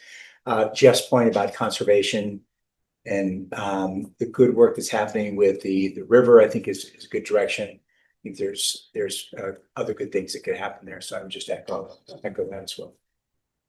Okay, my little list. My Is wish it list. little? Wait. Yes, it's very little. Okay. So Parks and Rec is redoing their master plan. It was last done in 2021. Our transportation master plan was last updated in 2020, so only 5 years old. But the bicycle master plan, 2013. And the downtown master plan was 2015. So we're going to need to revisit some of these plans because they're old. And that may be brought through the departments, but that's going to be money to do those plans. Another thing in the economic development thing is to have like a concierge type of person to help somebody who's doing an application for development to go through the process and to streamline the gauntlet that they have to go through. Teresa's got really good ideas on this. I think Jeff has good ideas. We've probably all talked to you, Marcia, about that, but there needs to be some work, probably redesigning the workflow for somebody going through the application process, because right now it's pretty unwieldy and cumbersome and expensive. Yeah, and Lehigh does a thing where instead of you putting stuff into a portal that everyone gets to look at for the next 12 weeks and make their answers independently of each other, everyone meets in one room. You have public works, you have energy, you have development services all in one room, and they hash through something for an hour or maybe it's more, I don't know, but they do it in one room and they move a lot faster and they have a good thing going in Lehigh on that. Yeah. So I had a good conversation with Bill today, Katrice, Okay. about that, and they're moving in a direction of being able to do that very soon. wonderful. Yeah. So that's a priority. Another thing that I know is that it would be really useful to have an additional mechanic who's certified to work on fire trucks and those equipment. Right now, we've just got one who's able to do that, our fleet mechanics. And one is really not enough for the number of vehicles that he has to do. And so as a budget thing, yeah, as we're supporting public safety, that's a very specific thing that would be helpful. Where did you get that information? From firefighter, Okay. one of the captains. Oh, that was fun, because sometimes, there's not enough time to do a full fix or something, so you get a patch fix and it almost ends up being a shell game of keeping equipment going and being able to meet it. It's not that they don't have enough equipment, but they really just need another person who's able to do this work. That would fall underneath the public safety, right? Absolutely. So that's the public safety one. And then I do echo Becky's request for all parks that have a playground to have a bathroom facility. And we were told that there would be a whole study and revisioning for Memorial Park instead of just plunking a bathroom down that some immediate neighbors had objection to. And I just want to make sure that does happen. And then the last thing that I have, which is a very small thing, is Christmas lights on Center Street in the downtown area. Here. That would the be downtown more probably useful for cost. economic development, for vitality during that holiday season than just having the county lights It should be a and destination. the park lights. I like having those big things of lights. I also want to get the LDS church in on it to do lights at the park just to the north of the temple. But to have trees wrapped up and down Center Street between, at least one or University to Fifth West, that's a big priority. Did they used to do that? Yes. They did So years why- ago. Why? did they- Because it's kind of a pain in the tail to do it, and it's much easier to do it in So the park. they did it in one area, just concentrated it. Yeah, cause you're there in the street, you're in. Shut down lanes parking and- probably. Speak to that, so. Yes, you can, and do we still have all of the outlets in those islands? Really, what the downtown has been about is the infrastructure. Mhm. And Yeah. where do we plug the lights in? We would do extensive work for months on those lights, and then we would turn them on, and it was less than overwhelming. Yeah. Because the park across the way has all the event infrastructure, which allows it to Yeah. do what it does. So if we want to bring that infrastructure and that electrical infrastructure as part of the downtown master plan, I think we would all agree that that is a great thing. It's just that you just only have so many plugs. Yeah. Literally. Yeah, but and I know the planning takes a long time, but what can we do to get lights next Christmas in 2026? Well, nowadays lights are cheaper to LEDs. run, right? Yeah. And they're longer. You can get like 300 feet. And Yeah, then we you just, we don't wanna like- necessarily have cords above the street because those get Well, snagged. and I would just add, I totally agree, and the Downtown Provo Coalition Inc. is very pro that, and they've been very vocal about that. Oh, have they? Oh, yeah. Yeah, oh, yeah. They want. Well, again, it creates a That's one of destination. their like top 3 asks. Yeah. So that was my list That's a of great list. additional That funding. was a great list. All right, well, thank you to everyone. To summarize then, in our 3 priorities being home ownership, economic development, and zoning code enforcement. And then with several great ideas of things that we can watch for and focus on. Put on the tracker. I'm sorry, Put on the tracker. put on the tracker. Or that we've just told administration we like this. Yeah. Any other comments or questions? Yeah, sounds good. Justin? This is a follow-up. Go first. Just as a follow-up, as staff will go back, look at these, meet with departments, reach out to the administration for the meeting next month to finalize these. What would you like that to look like? Do you want us to have something prepared? Do you want departments specific to these priorities to be here so that they can answer questions? What would be most helpful, other than just answering kind of the questions we've written down? And getting that out as soon as possible. We'd like to get it out. Yes, please, Craig. I would strongly encourage, let's not wait till next month. If we got something next week to take a look at, let's do revs on this. Okay. And I think what comes out of that will then inform what we should actually do. And so the people who's like, we ought to have Scott, come and talk about the work he's been doing. So I'm sure there's several people, I think it will be a natural outflow of that.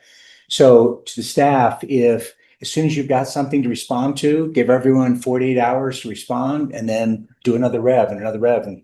And I think that will get us to the right place much quicker. Does that make sense, Malia? No. So rather than a presentation a month from now, I'd like to know, like, end of this week. So what are you proposing to propose? And give everyone a chance just to respond to it. So we could give your responses back. And so I think we could shape it over the next week or two, rather than we wait for, several weeks and then you make a presentation and we go, no, that wasn't it. So just smaller steps. What is the next deliverable from this discussion? I think that's what we're asking the council. Yeah, so last year what we did is we had this meeting and then council staff, we did follow up as administrative staff based on the initial preliminary priorities that were identified. And then we came back a month later with a draft letter with priorities and then got feedback from departments on honing maybe. So for example, this time maybe on code enforcement, it could be what are the specific asks and are there specific resources and then specific line items with a price tag the council could identify. And maybe some other ones that there aren't that, but like sidewalks, for example, last year, Gordon came back and said, actually, there's these lists that are on the CIP that aren't getting funded, but could very easily be funded if they're prioritized, and those became very specific priorities for the council. So it's really up to what the council.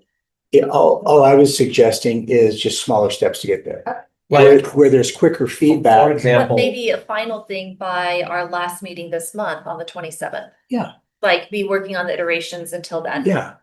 Well, Matt, if one thing that potentially could, to your point, like building on your idea, is we could just, the deliverable from this meeting could be the priorities we aligned on with the key questions that we had. And then the next meeting could be, we could have people from the administration come and we could discuss those questions. Sure. Yeah. And that way we get another cycle of data as we're able to like finalize these, instead of like a long term that then comes with a bunch of information and then don't have as much opportunity to react to the data. Yeah, my concern is I would hate you to work in the dark guessing what they really mean. Send us the information, give us 48 hours to respond, and let us help you in terms of shaping that, refining. Yeah. Perfect. Well, with that, tell me if this sounds correct or what you're looking for. Thursday, we'll send out an email with kind of this draft, the specific questions you're looking to get answered, so we can get feedback over the weekend into Monday and then follow up with. Yeah. Perfect. Sounds great. Justin, you were doing the report on the reports. Yes. Should we do something like a plan for the plans? Plan for the plans. Presentation on presentations. Yeah, just checking how old the different plans are and what their life cycle is and which ones will need to be looked at and in what time frame. Because I don't know if we've got kind of a master overview of that. Sure. Mostly each of them have been living in their own departments, and as the department brings it up. Okay. All right. Sounds good. Thank you all for your input and participation. It's been a helpful meeting. Yes, Mayor Judkins. So, we've been taking notes and, I don't want to step like over bounds on any of this, but some of these, for example, the last ones that we did, especially where you have your own things that you would really like to see done. I'm happy to like start moving forward on that as soon as you want, because that's not going to be an official, if I'm understanding the process correctly, you're going to pick like the 3 priorities and figure out exactly what you want to do with those. But a lot of you have priorities that aren't going to necessarily be caught up into those, and we are happy to be working with you on those as soon as you Yeah, and as a historical thing, part of the reason we do this is so that we have a say as you're putting together the budget, so that council priorities are met in that. Because if we don't tell you ahead of time, your departments, if your team will work together and give us a budget, and we're like, oh, but we care about this thing, and you're like, well, yeah, no, I appreciate it. So. It's also one of the reasons I would love to see quicker little steps. Yeah. So that communication can also be faster and we can be working together instead of and I think that's one of the issues that may have happened with code enforcement is it's kind of like one big chunk and it moves too slow. So love the idea of moving faster on it. Okay, I like that idea. Thank you. Thanks. Thank you. Thanks again. Thank you. Thank you, Mayor. We have time now to get ready for the gala activities this evening. I know that it's. It's looking festive. I'm looking festive. We thought that was all for Jeff, and then we heard there's a new mayor. Wow. It is all for Jeff. What do you think? Oh, come Oh, on. Jeff told us that. Yeah. So we don't. We're still at a meeting, you're getting in trouble. Yeah, that's true. Mike's on. No, I don't. Oh, that's right. Okay, so unless there's anything else, we will adjourn the meeting by unanimous consent. Okay. Recording